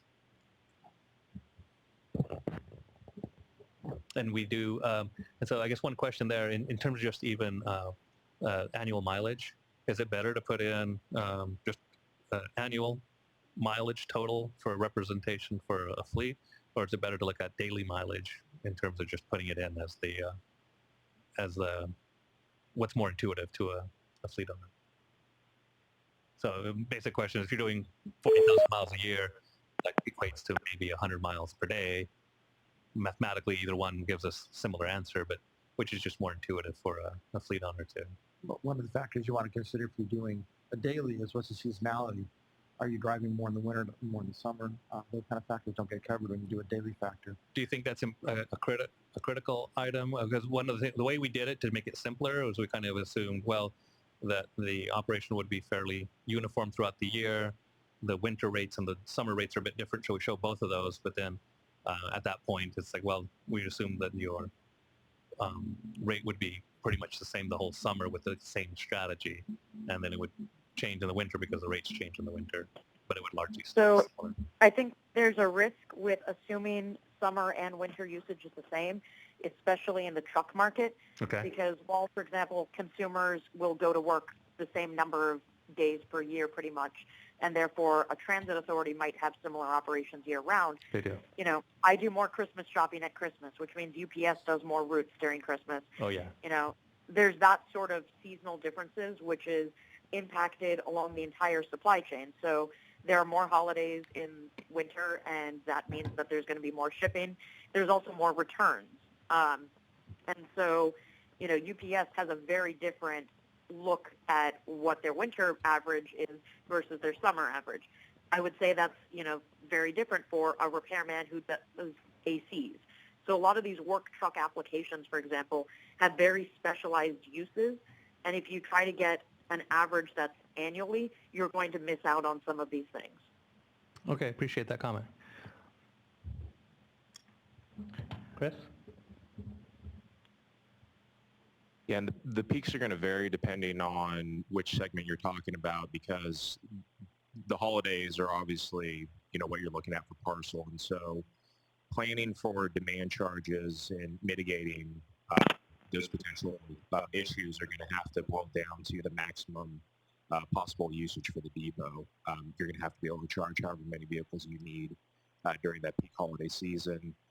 With drayage, you're talking about summer for peak. And so it's going to vary depending on the segment that you're talking about. I've also wanted to sort of endorse taking at least a little bit less emphasis off of the fixed route charging applications for trucking.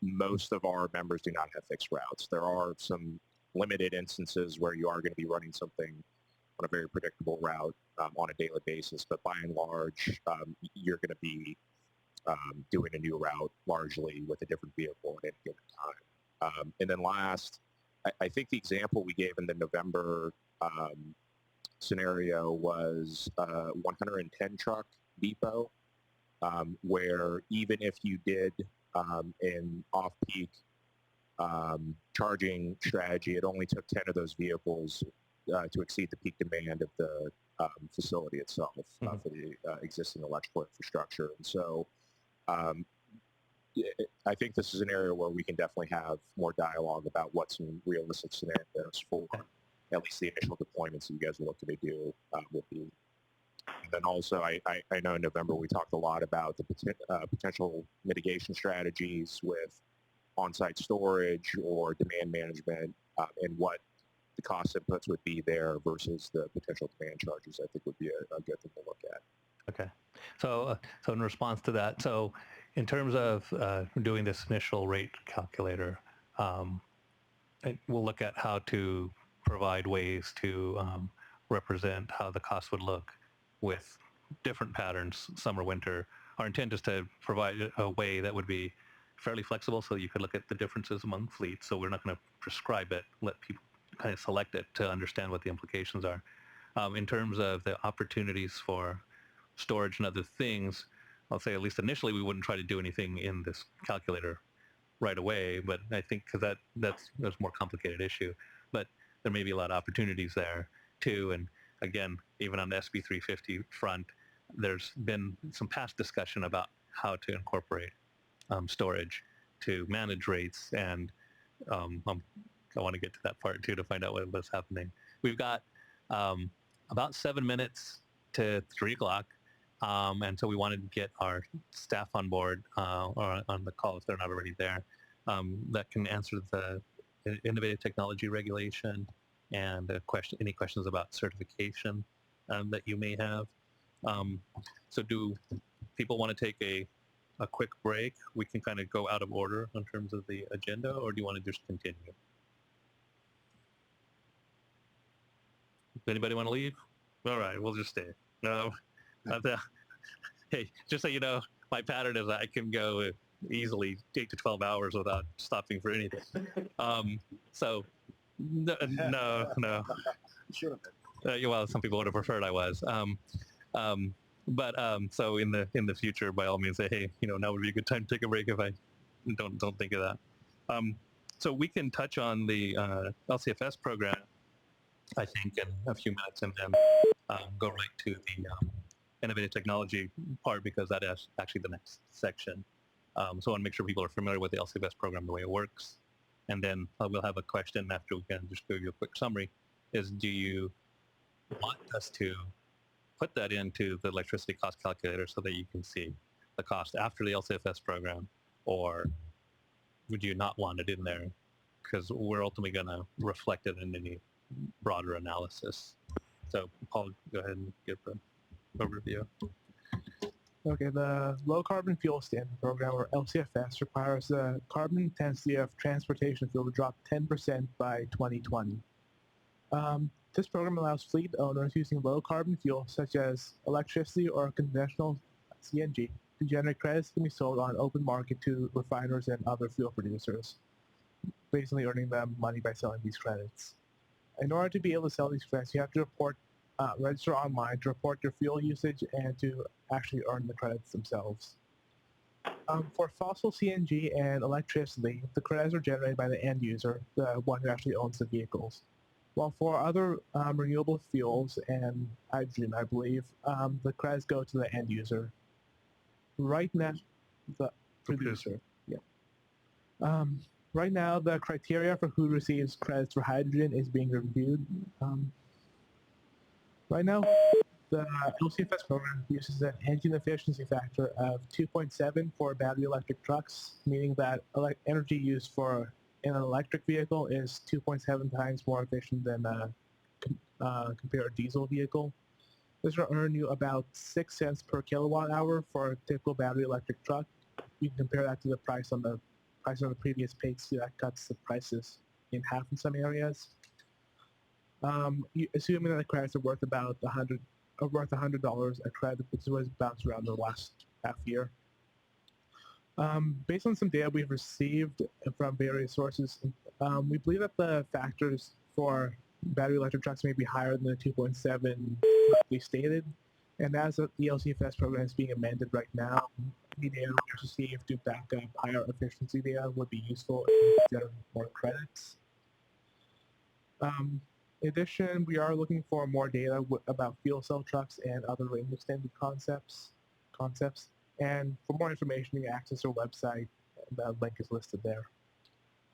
So I think the basic request there is, to the extent people are aware of information that's really an apples-to-apples comparison of either a diesel vehicle compared to battery electric, or gasoline compared to battery electric, or to even a hydrogen fuel cell truck. Better information we can get, or more information we can get, it's important for us from two fronts. One is to better represent what the fuel cost differences would be based on how much fuel you're actually using. And we know that to a degree that's application specific. The other piece of that is, as Paul touched on, the LCFS program is going through a regular process of having some updates made. And to the extent, right now, one of the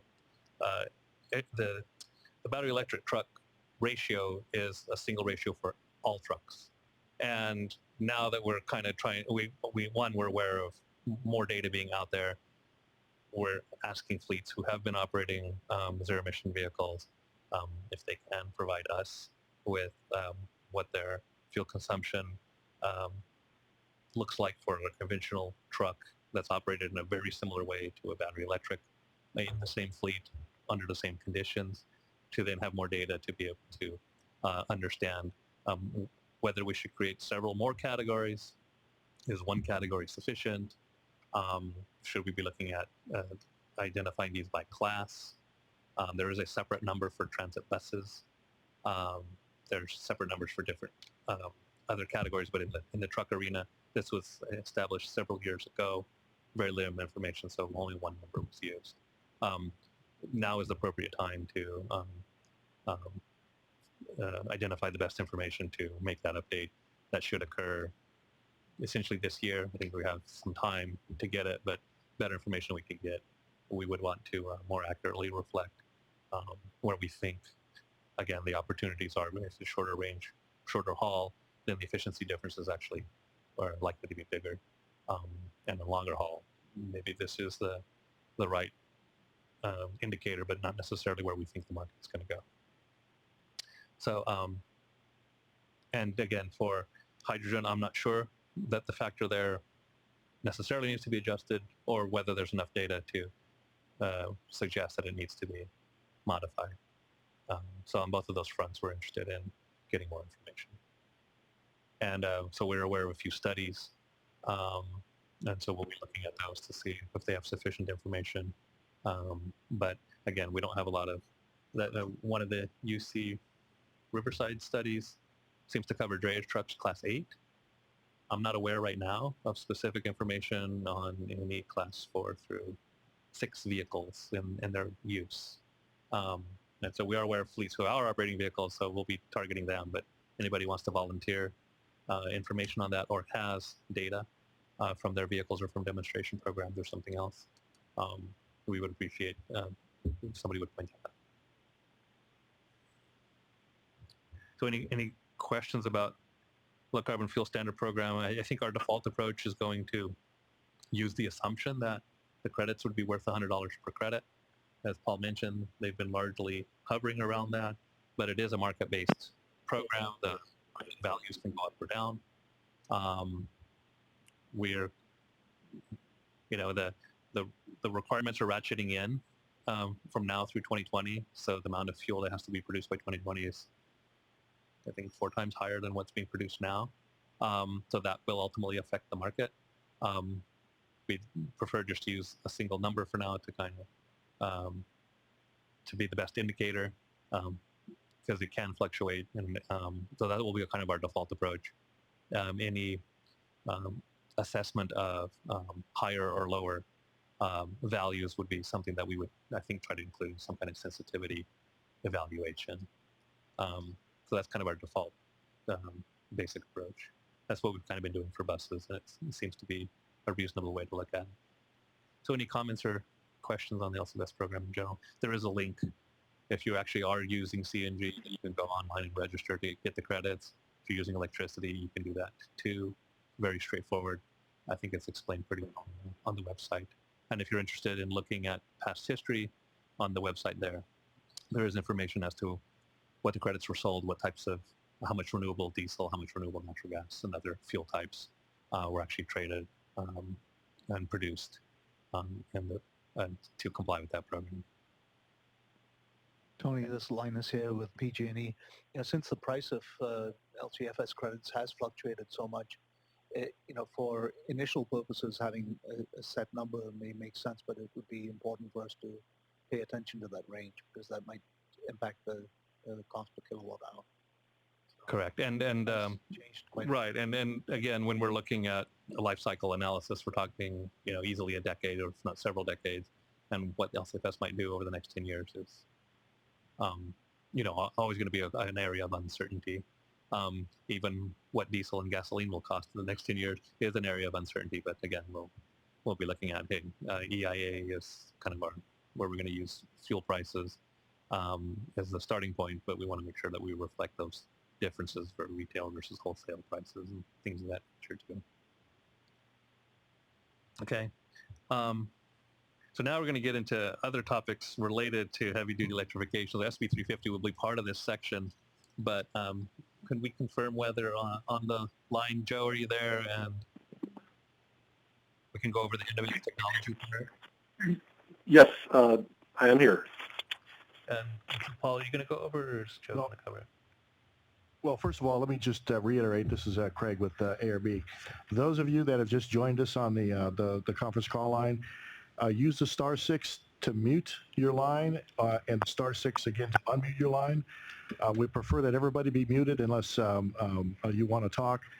And again, we should have only one person talking at a time. And make sure you don't give us any music in the process if you have a separate mute button. Joe, you can go ahead. You probably know better than anyone here. Yeah, you want me to just sort of give a brief update on the heavy technology regulation and what it covers? And yeah, so I want to make sure the group here is at least somewhat familiar with it. I'm sure some are and some probably aren't. Just give them an overview, because it does relate to some of the issues I anticipate we'll be encountering in the future. Correct. And Joe, we do have a discussion guide that we're all looking at right now. I'm not sure if you have a copy of that, but if you could, if you do have a copy, it'd be good to follow that.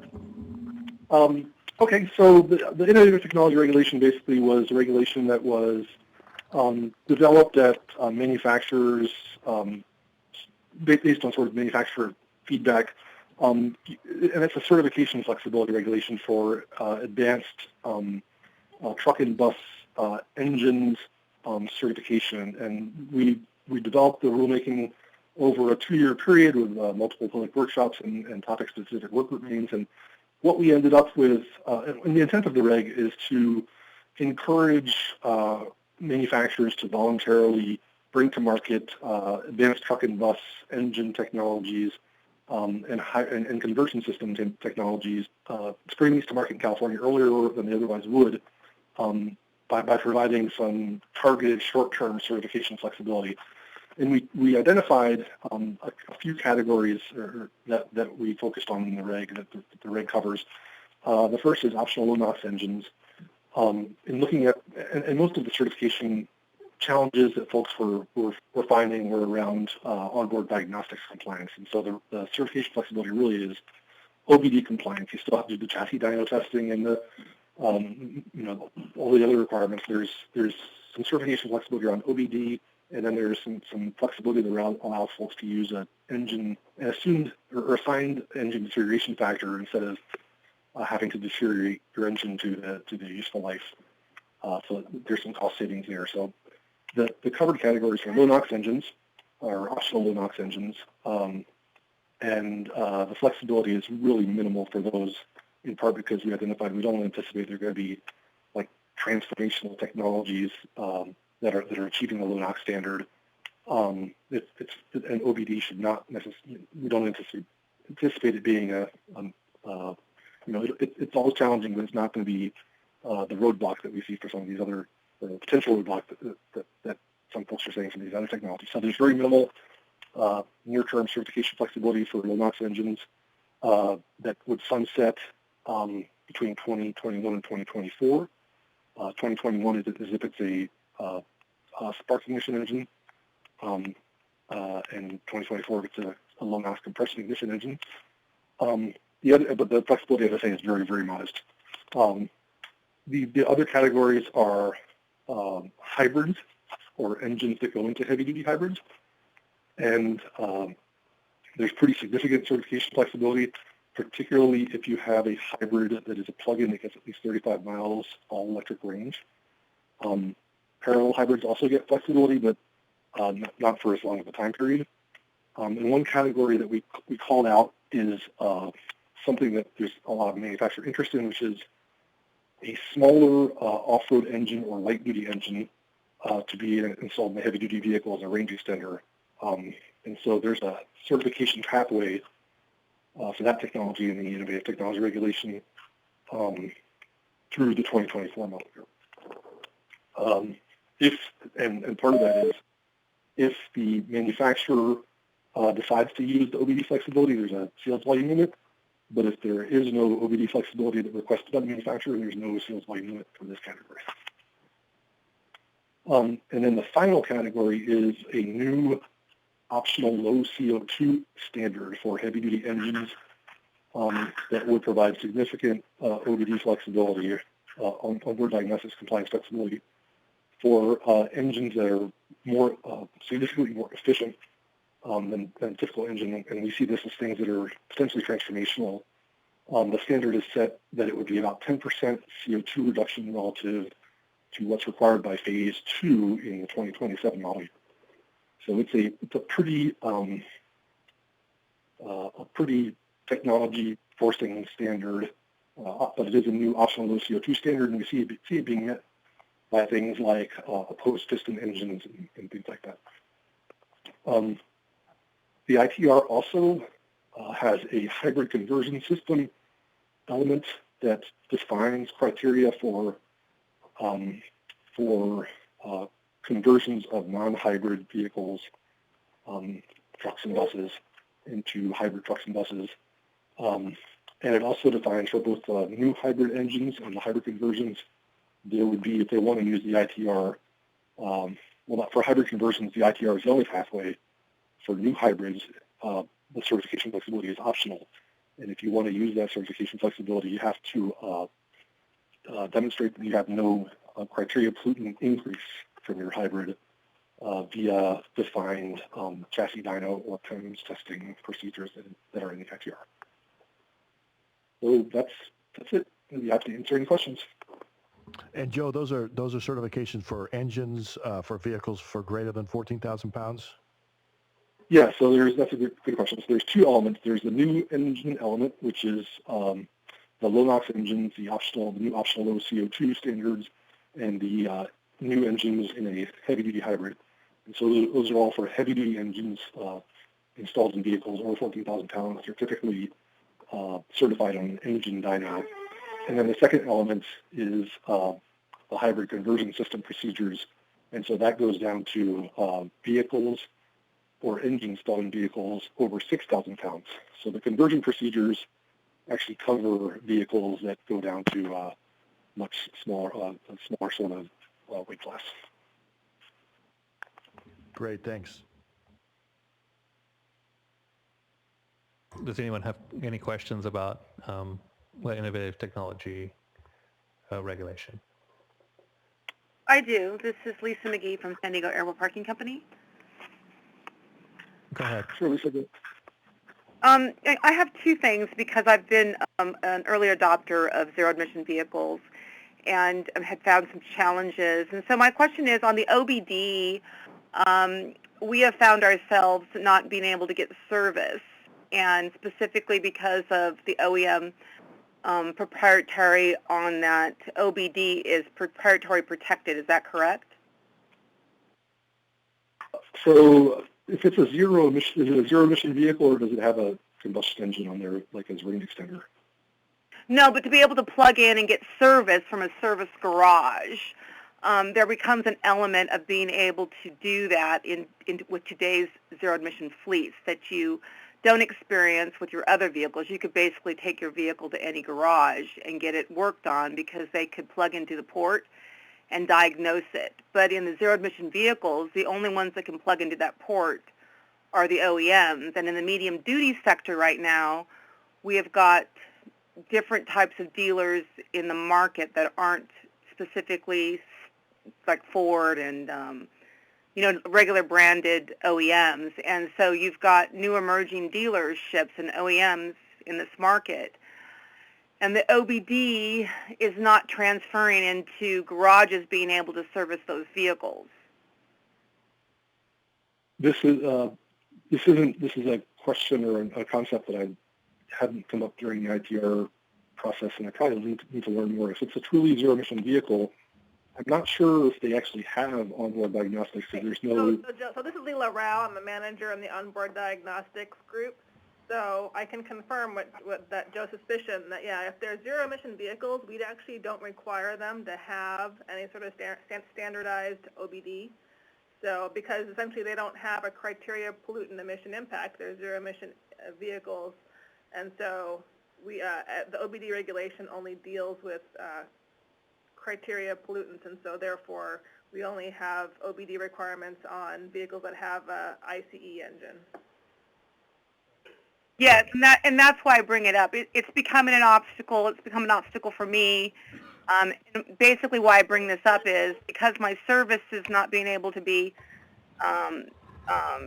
broadly being able to take those vehicles into different service garages. This becomes an issue that needs to be looked at so that us fleet operators that choose zero-emission vehicles can certainly continue to get the services that we would expect and come accustomed to with our other options and diesel and so forth. Okay, Lisa, this is Tony. So what I'm hearing is the concern really relates to being able to obtain service for your vehicle, partly because there isn't much of a network, or that because your vehicle is relatively new in terms of technology, that you have very few options to otherwise have it serviced because you can't take it to a Ford or GM or local shop to diagnose and make whatever the repair needs to be. Right, yeah, that's correct, and I see that as an emissions problem because I've had to rent, I literally had to go rent gasoline vehicles because I couldn't replace my current vehicles with diesel vehicles. and then I had to go buy a couple of additional diesel vehicles because we're still not getting the service. So, you know, so those are just things that I think are ways for us to continue to improve how we can, you know, protect the space and move forward so that, you know, that the vehicles can be serviced, or at least they're forced to be serviced, I guess. No, that right, and I think that's one of those other areas that we are quite interested in understanding how we can facilitate better serviceability, supply chains, potentially support training efforts to get more skilled labor to be able to diagnose newer technologies. I have a quick question, just so I can better understand. Are these conversion vehicles, or are these are vehicles that are sort of OEM-built electric vehicles? Yeah, they are conversion kit vehicles. In the medium duty, I think you're getting both. I think you're getting some product that's the kits, and then you're getting some other products that are being directly built. But I think this is where this medium duty sector is really unique in itself. Certification. And then the last part was just to make sure that we're also paying attention to the useful life. I don't know too much information out there that clarifies what the useful life is for the use of these vehicles and how we can protect the end users, which is like the customer, because we're sitting in a commercial vehicle and with limited warranties, we could be winding up with a vehicle and a product that may not last the same useful life that we're used to, which creates additional costs and concerns.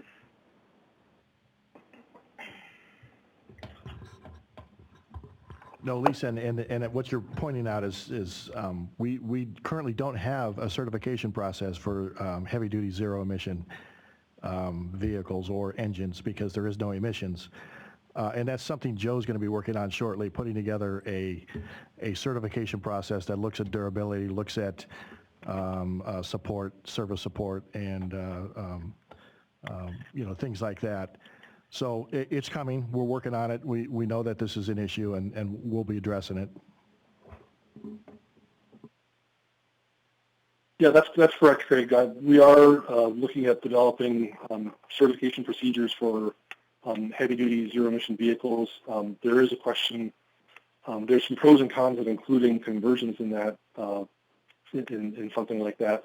But we're you know in our first you know, as we start talking to stakeholders, I think conversions are on the table. We're not sure if this will cover conversions necessarily, but it's something we're thinking about. But so the zero-emission heavy-duty vehicle certification procedures, right now the plan is to have them to wrap them into the California Phase 2 standards that are going to the board towards the end of this year. And the first workshop for those California Phase 2 standards will be on, I believe it's sometime in early February, maybe February 6th or something like that.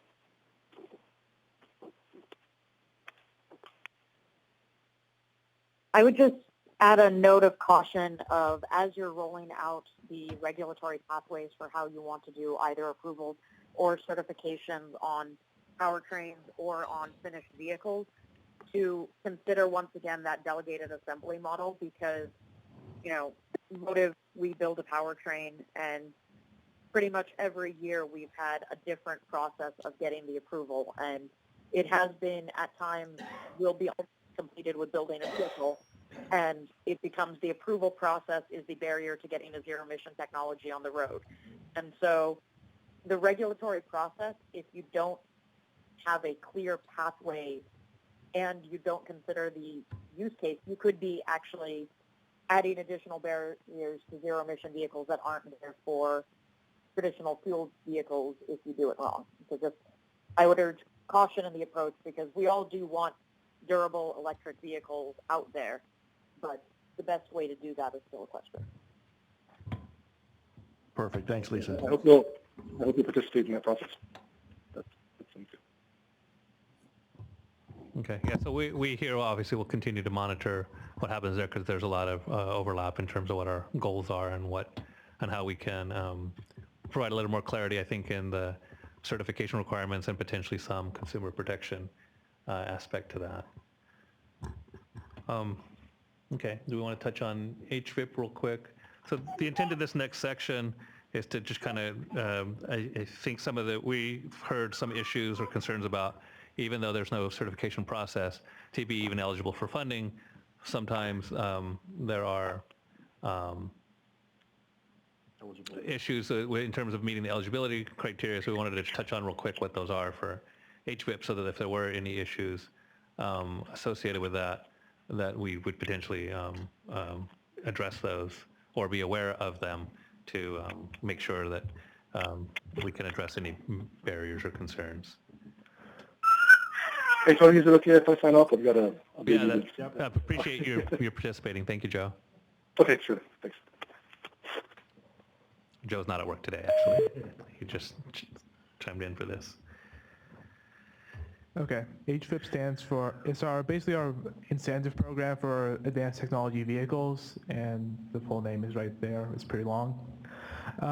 The voucher amount depends on the class of the vehicle and the incremental cost above the conventional vehicle, and also whether the vehicle is going to be in service in a disadvantaged community.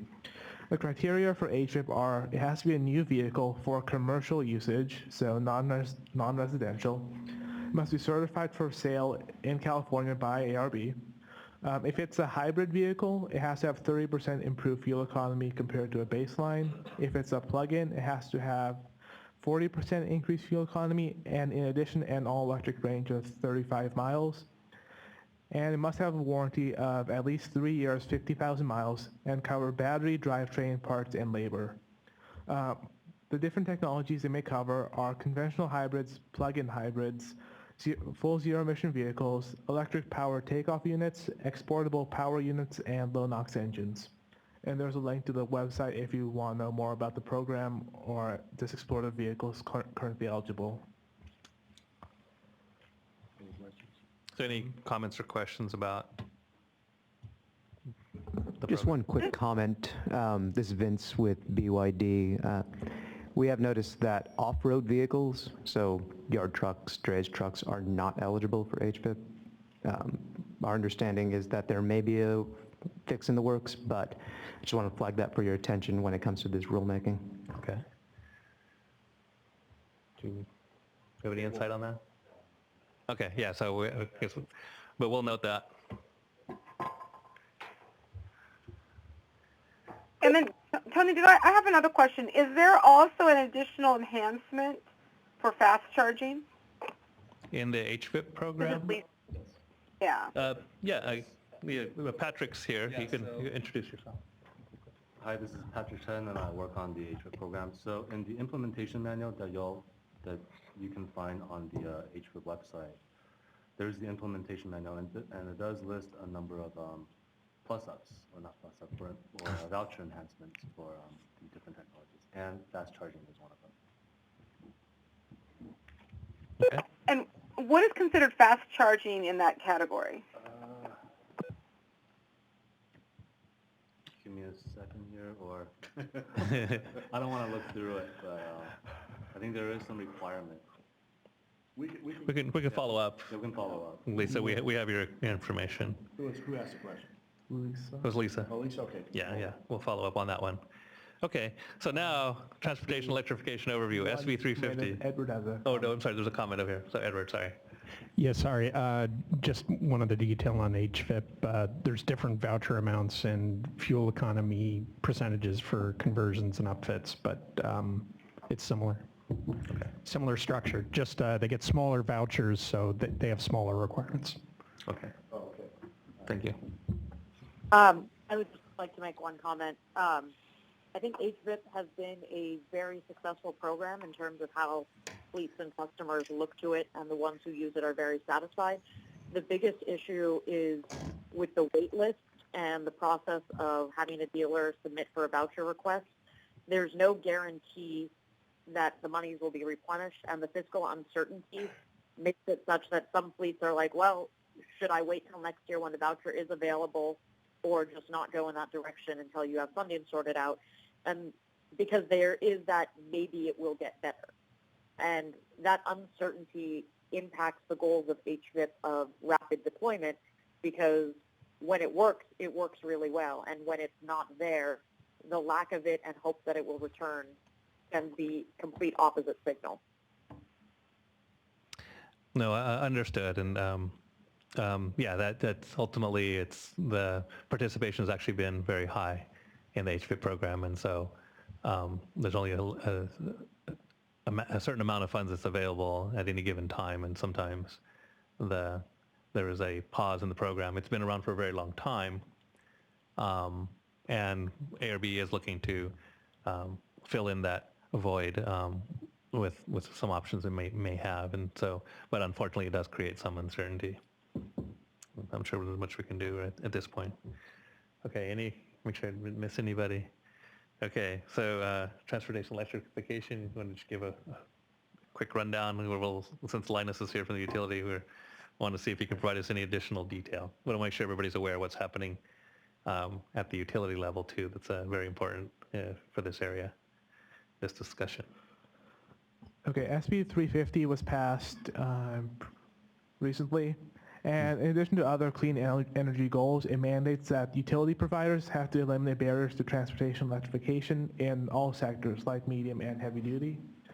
So ARB is working in partnership with the PUC, California Public Utility Commission, and the CEC, California Energy Commission, to figure out what the barriers are to electrification and how the best way for the utilities to get through them.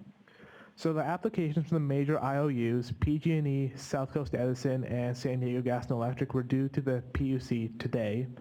And from the smaller utilities such as SMUD and LADWP mid-year. No, they're not them. Yeah, they're not subject to PUC oversight. There are some other smaller utilities that are subject to PUC oversight that will be submitting their applications later. The municipally owned ones aren't subject. Okay. Yeah, they have their own programs. Okay.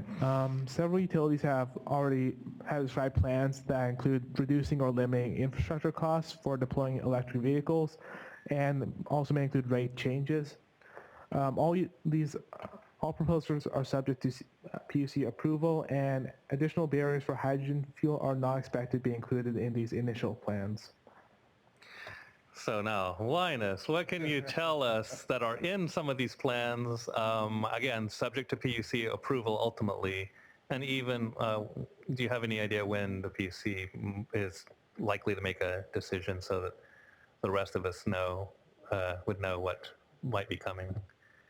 Okay, so this is relatively hot off the press. So today, PG&E filed with the PUC for transportation electrification support for medium duty and heavy duty vehicles as a focus. So as part of that, include infrastructure build out, and about the request is for about a little over $250 million for 7 projects over the next 5 years. And essentially a couple of different ways of looking at it. One is there are 5 kind of quick projects, 1-year projects, and then 2 which are longer term 5-year projects. And what would be of interest to this group really would be having the 5-year programs, one being a fleet ready program, and the other is a DC fast charger program. So the fleet ready program is probably more relevant to what we're talking about here. And this is kind of a make ready type solution for medium and heavy duty vehicle fleets. And then the other piece to that are a series of 1-year projects. And one aspect is to partner with commercial fleets for demonstration projects to validate smart charging type capabilities. There's truck stop electrification, school bus projects, and another category what they call open projects. So that's about the level of detail that I have right now. That filing happened today. So in terms of, again, it's a filing, it's our proposal. Right. What the PUC does with that is really, up to them. So they would have to go through the due process. Schedule-wise, we're looking at about, as this year, 2017, as being the year where all the details are worked out and responses, comments, and so on. And then the program would start implementation in 2018. Okay. And so just for my benefit, because I really don't know, so I'm not just asking for everybody else's reason. So if I am a transit fleet, I'll use that one first, and I want to deploy zero emission buses in 2018.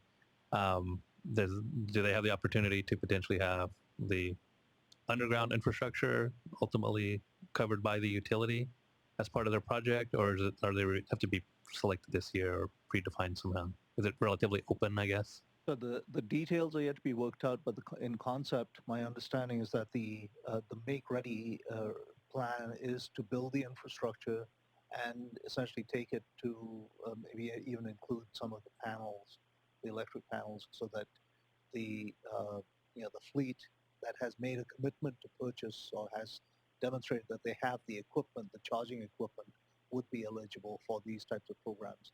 Okay. But the idea is that they would not have to carry the cost of the infrastructure build out. And that would be, so the upgrades on their side of the property would potentially, they wouldn't have to incur those. Yeah, some of the upgrades. So certainly, Okay. the equipment, the charging equipment would be something they'd have to pick up. But Sure. In terms of upgrading the panels, upgrading that aspect would be something that would be covered under this filing. So same question, if I'm a UPS and I want to do 100 trucks at a location, they could potentially come to you and participate in that. I believe that's if it gets approved. Yeah. Okay. So it's all contingent on the approval, but that's the idea.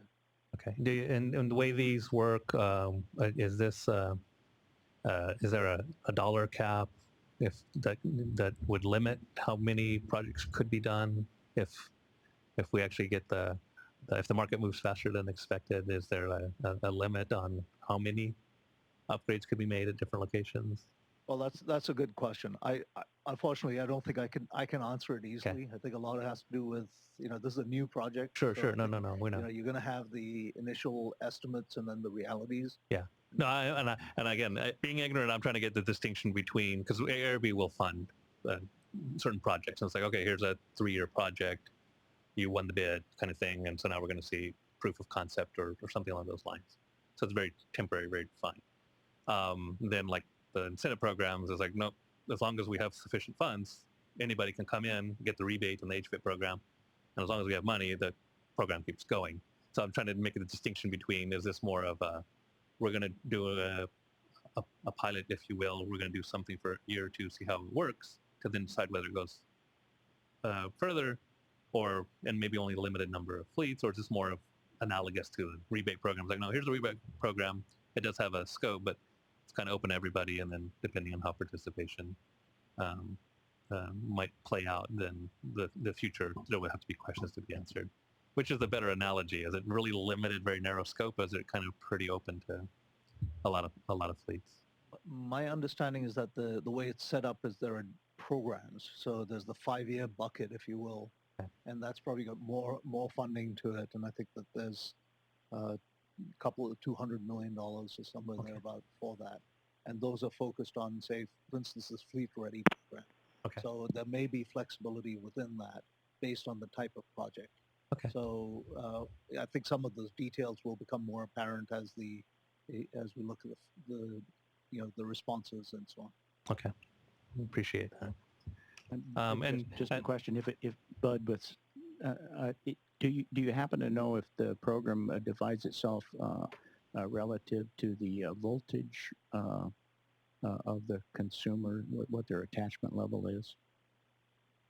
I don't have that information right now, but I think that is something that, it depends on various factors, is my understanding, in terms of how close you are to the ability to provide that power and what the needs are for the customer.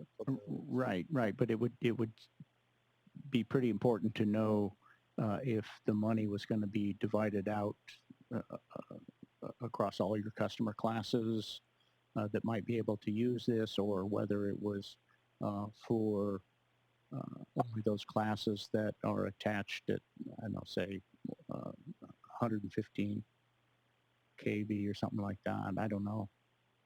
You know what I'm saying? In other words, you might be locking out inadvertently some of these advanced technology programs that are smaller in scale. with that program. I just don't know. But knowing that number might be important, and maybe we should just all go read the proposed plan, right? Right. And then again, being not truly knowing, so the PUC is likely to make a decision this year as to whether the recommendation or your proposal is accepted whole cloth or some variation of it is generally the expectation. So we'll keep monitoring what has happened. And let's I can say my understanding is that Edison and San Diego both discussed having similarities in terms of the make readies, kind of rate basing the costs of the infrastructure on the customer side. So I think that's one common thing that at least we're aware of that was likely to be part of the proposals. I think one of the things we'll try to do too, I guess in the meantime, is understand some of the basics. I think at least one of the utilities was considering some rate modifications as part of their proposal, and we'll try to understand what the implications of that may be as well.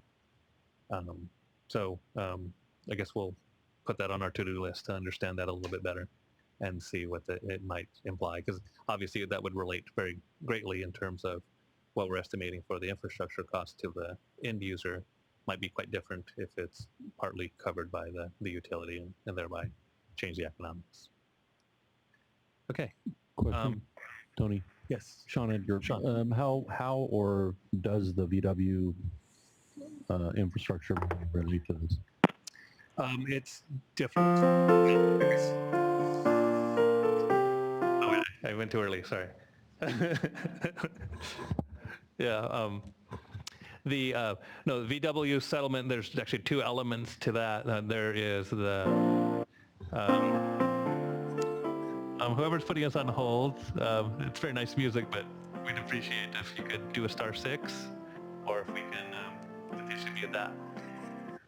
So the VW settlement has two different elements to it. One, I never forgot the dollar amounts. One element is essentially VW in partnership with ARB will be working through what that plan might look like for where transportation electrification is a clear part of that, potentially rebates, incentives, that kind of thing would be affiliated with that aspect. It's can cover all vehicle categories.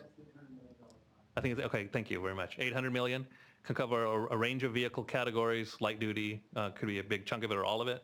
And so there's this process to get some comments and feedback as to how that should be used. There is a separate pot that's on the order of 350 million, 380 million, that is earmarked more specifically towards heavy duty applications. The governor needs to identify I forgot the term, a trustee, yeah. Yeah, okay, beneficiary at the state level to then determine how those funds would be used. And so until that happens, that won't be clear. That one is targeted at heavy duty applications specifically. But even the part that's has more direct control from VW could cover heavy duty space as well. And we know of heavy duty fleets that have been participating in the process to identify their recommendations as to how those funds should be used. And I'm pretty sure the timeline to likely expend those funds isn't a 10-year drawn-out period. It is relatively shorter, next few years kind of thing. So we are interested, obviously, in the outcome of that because there's going to be a lot of overlap in terms of some of the things that we ultimately want to see, and how to best use those funds will be a key question.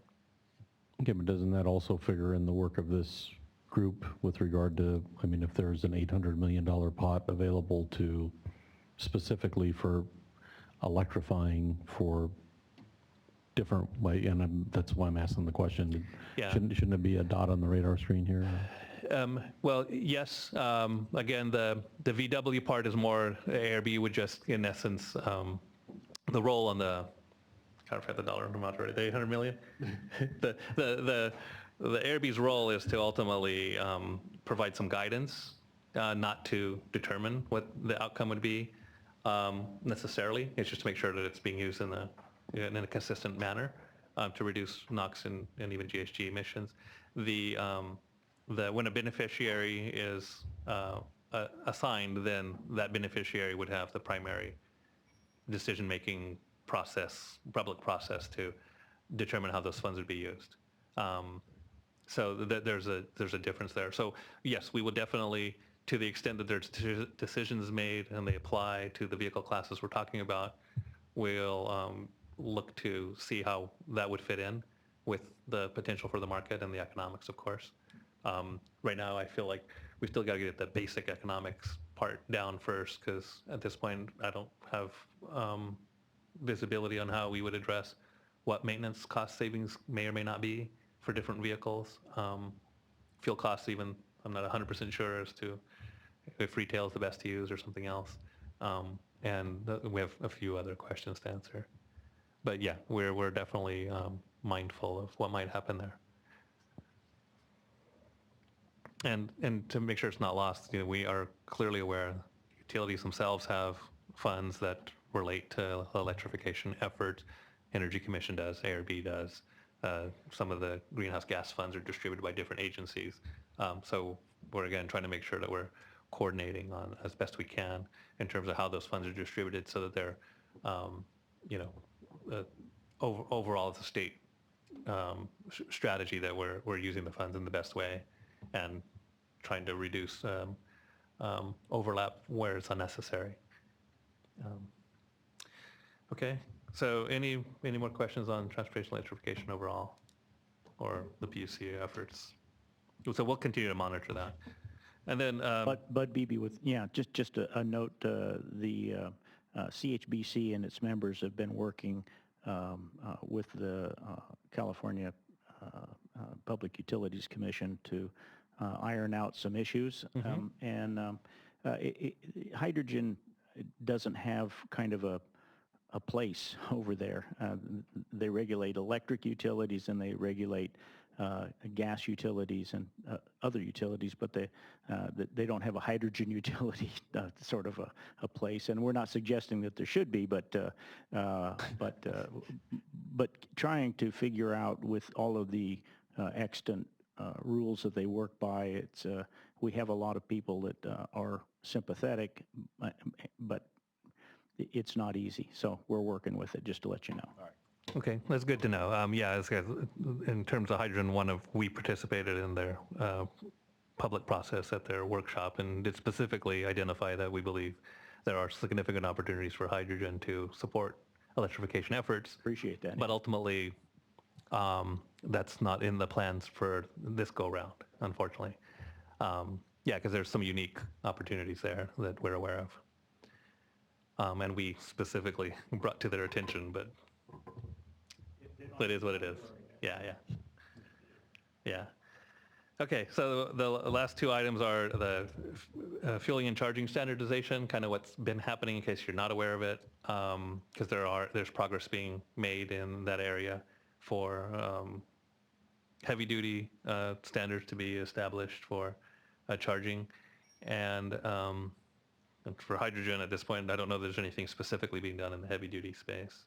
But so we've identified here the different charging standards that they are pursuing. Our understanding is that at least one or two of these are likely to be out in at least in draft or final draft form this year. Is it true or likely that all three of these would be addressed this year? But Vincent, I'm looking at you because you might be aware of the Mike Mascalero just came back from the SAE for the wireless. I did not get an update on him. It was in Germany, so it's jet lagged. But I will follow up with you about that. Okay. No, I do know on the wireless charging, there's a meeting occurring in February. I think we're going to be part of that to begin the discussions on what that should look like. So I feel like that one's probably going to be the longest time out. But the overhead charging applies to buses, I think, specifically. And then the three-phase 480 would be a plug-in concept to coalesce around. And I know that it's been worked on for several years. It's likely there would be a standard in place nationwide potentially, or at least a recommended standard relatively soon. So there's quite a bit of progress there. And so we'll, again, try to keep tabs on what's happening. And we have participated in some of these meetings to make sure that consideration is given to trucks and buses at the same time. Preferably, if they could all have the same standard, that would be best. Can't be certain if that's feasible or not feasible, but but to the extent that there's a national consistency, then that again is overall better for the market, and something we'll pay attention to. Okay, so that is those are the areas that we prepared. So really, it's now about any next steps for the meeting, and frankly, any issues and questions that you want us to prioritize, I think, for potentially the next meeting.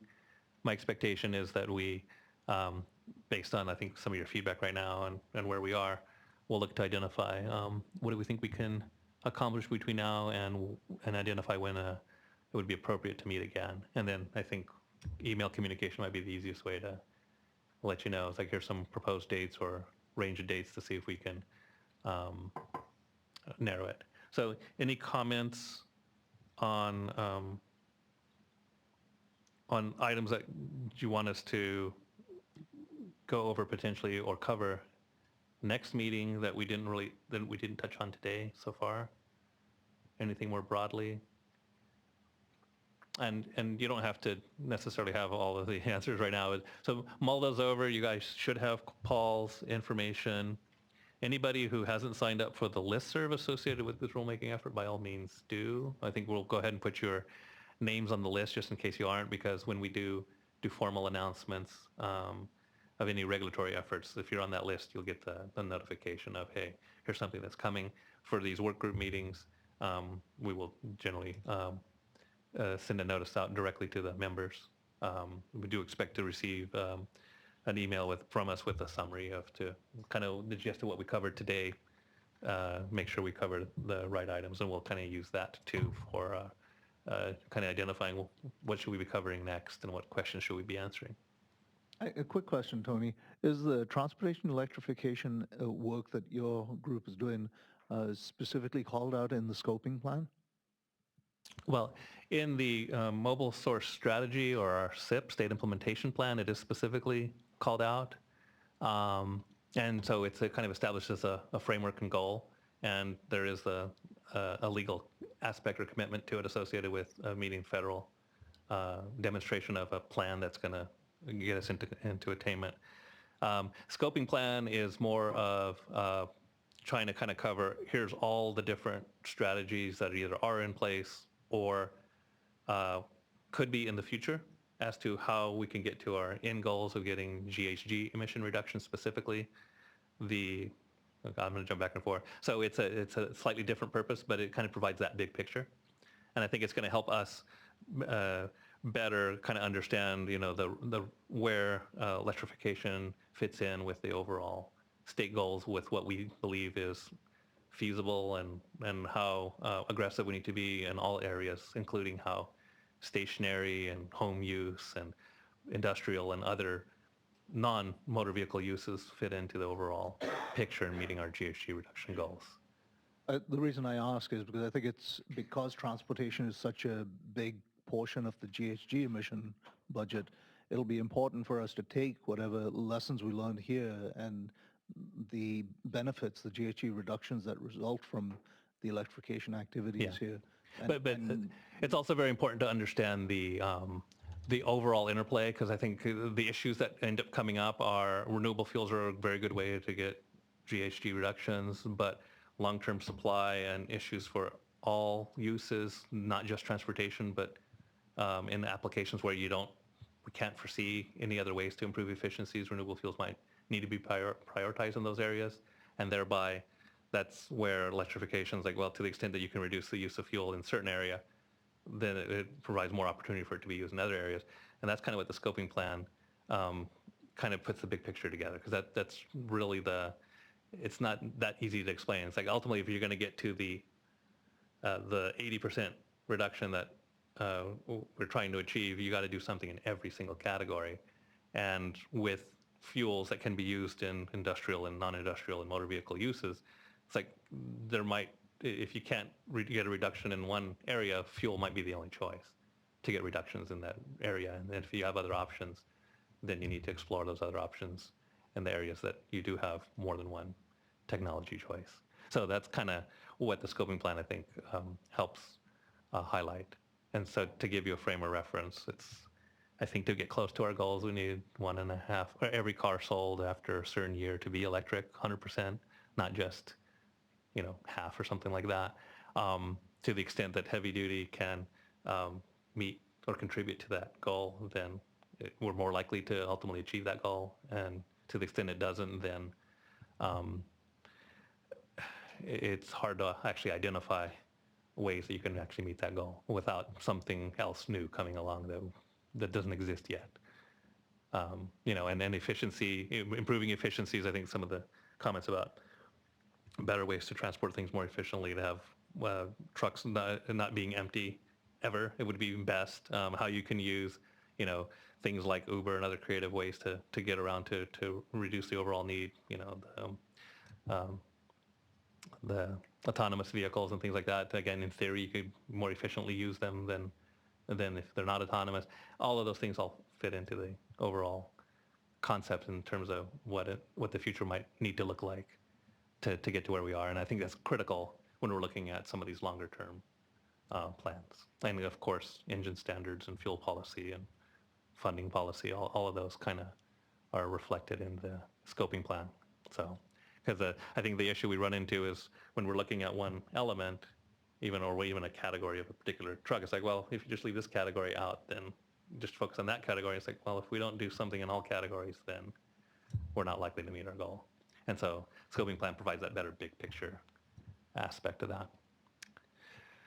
So there should be a draft out either soon or already is. Today? Okay. Okay. So, and I honestly don't know what it says at this point, but it's out for comment then. Okay. So Matt, do we have any questions from the internet? No? Okay. Okay. So are there any big topics that we missed? And if you think of anything, you can follow up email and say, hey, you should cover this, or we would like more information there. We'll try to contact some of you specifically for additional detail. But so I'm going to try to recap real quick, I think, some of the items. So one of the questions we need to answer is ultimately how we're going to address bicycle cargo modes within the ARB and strategy overall. Sean's going to let us know about the legal issue with South Coast, the details, so we can follow up on that and ultimately come back with an answer. I heard that maybe we should explore looking at what we did for our transit fleet survey as a starting point to have a questionnaire that maybe we can have a discussion as to make sure we would ask the right questions. Let's see. Electricity cost model that we would look to potentially upgrade or modify the bus one to cover a few different nuances for that might relate to trucks. We'll make a draft based on generic numbers right now because we don't necessarily know what the best numbers to use are, to kind of make sure that it's going to meet the needs and then work on getting the best information in it. So I think that'll be an item for the next meeting. And part of that would be to make sure we can cover the differences for different operating needs in the winter versus summer, because that will probably have an impact on the overall rates. And then, so those are did I miss anything big, I guess, in terms of that summary? Is there any other key point that we need to touch on? Obviously, we'll continue to work on a number of other items. I think this could be part of the survey, which is to consider geography and sort of regional needs, because for two reasons. One, that there's a greater need in the South Coast and San Joaquin Valley for emission reductions. So while we're working on a state strategy, it may be good to, and this could be part of that survey in terms of understanding the fleets and the location of those vehicles. Yes. But also I bring that up in terms of disadvantaged communities and ensuring that we're really kind of trying to target in some way perhaps, or ensure that those communities are also, realizing the benefits as soon as possible. Okay. Yeah, we did try to identify kind of by depot what the information was relevant by the depot, so we would have some location and operational information in a given location. And that's very important, just on electricity rates, because they're different in different parts. and we think it's important to recognize and acknowledge that. And part of SB 350, I'm sure, all the utilities have their plans. They're not going to be identical. So what the implications of that might be in different areas will also be important. So we'll be cognizant of that. Okay, so we will, I look to work on those items and then see if we can either maybe have a draft for the next meeting and then set a target dates in the next few months to potentially reconvene. No, definitely. We appreciate you guys coming to the meeting. We will be sending out notices for any website updates, so look for that, and we'll let you know when the next meeting is. Okay, well, thank you all for coming. Appreciate it.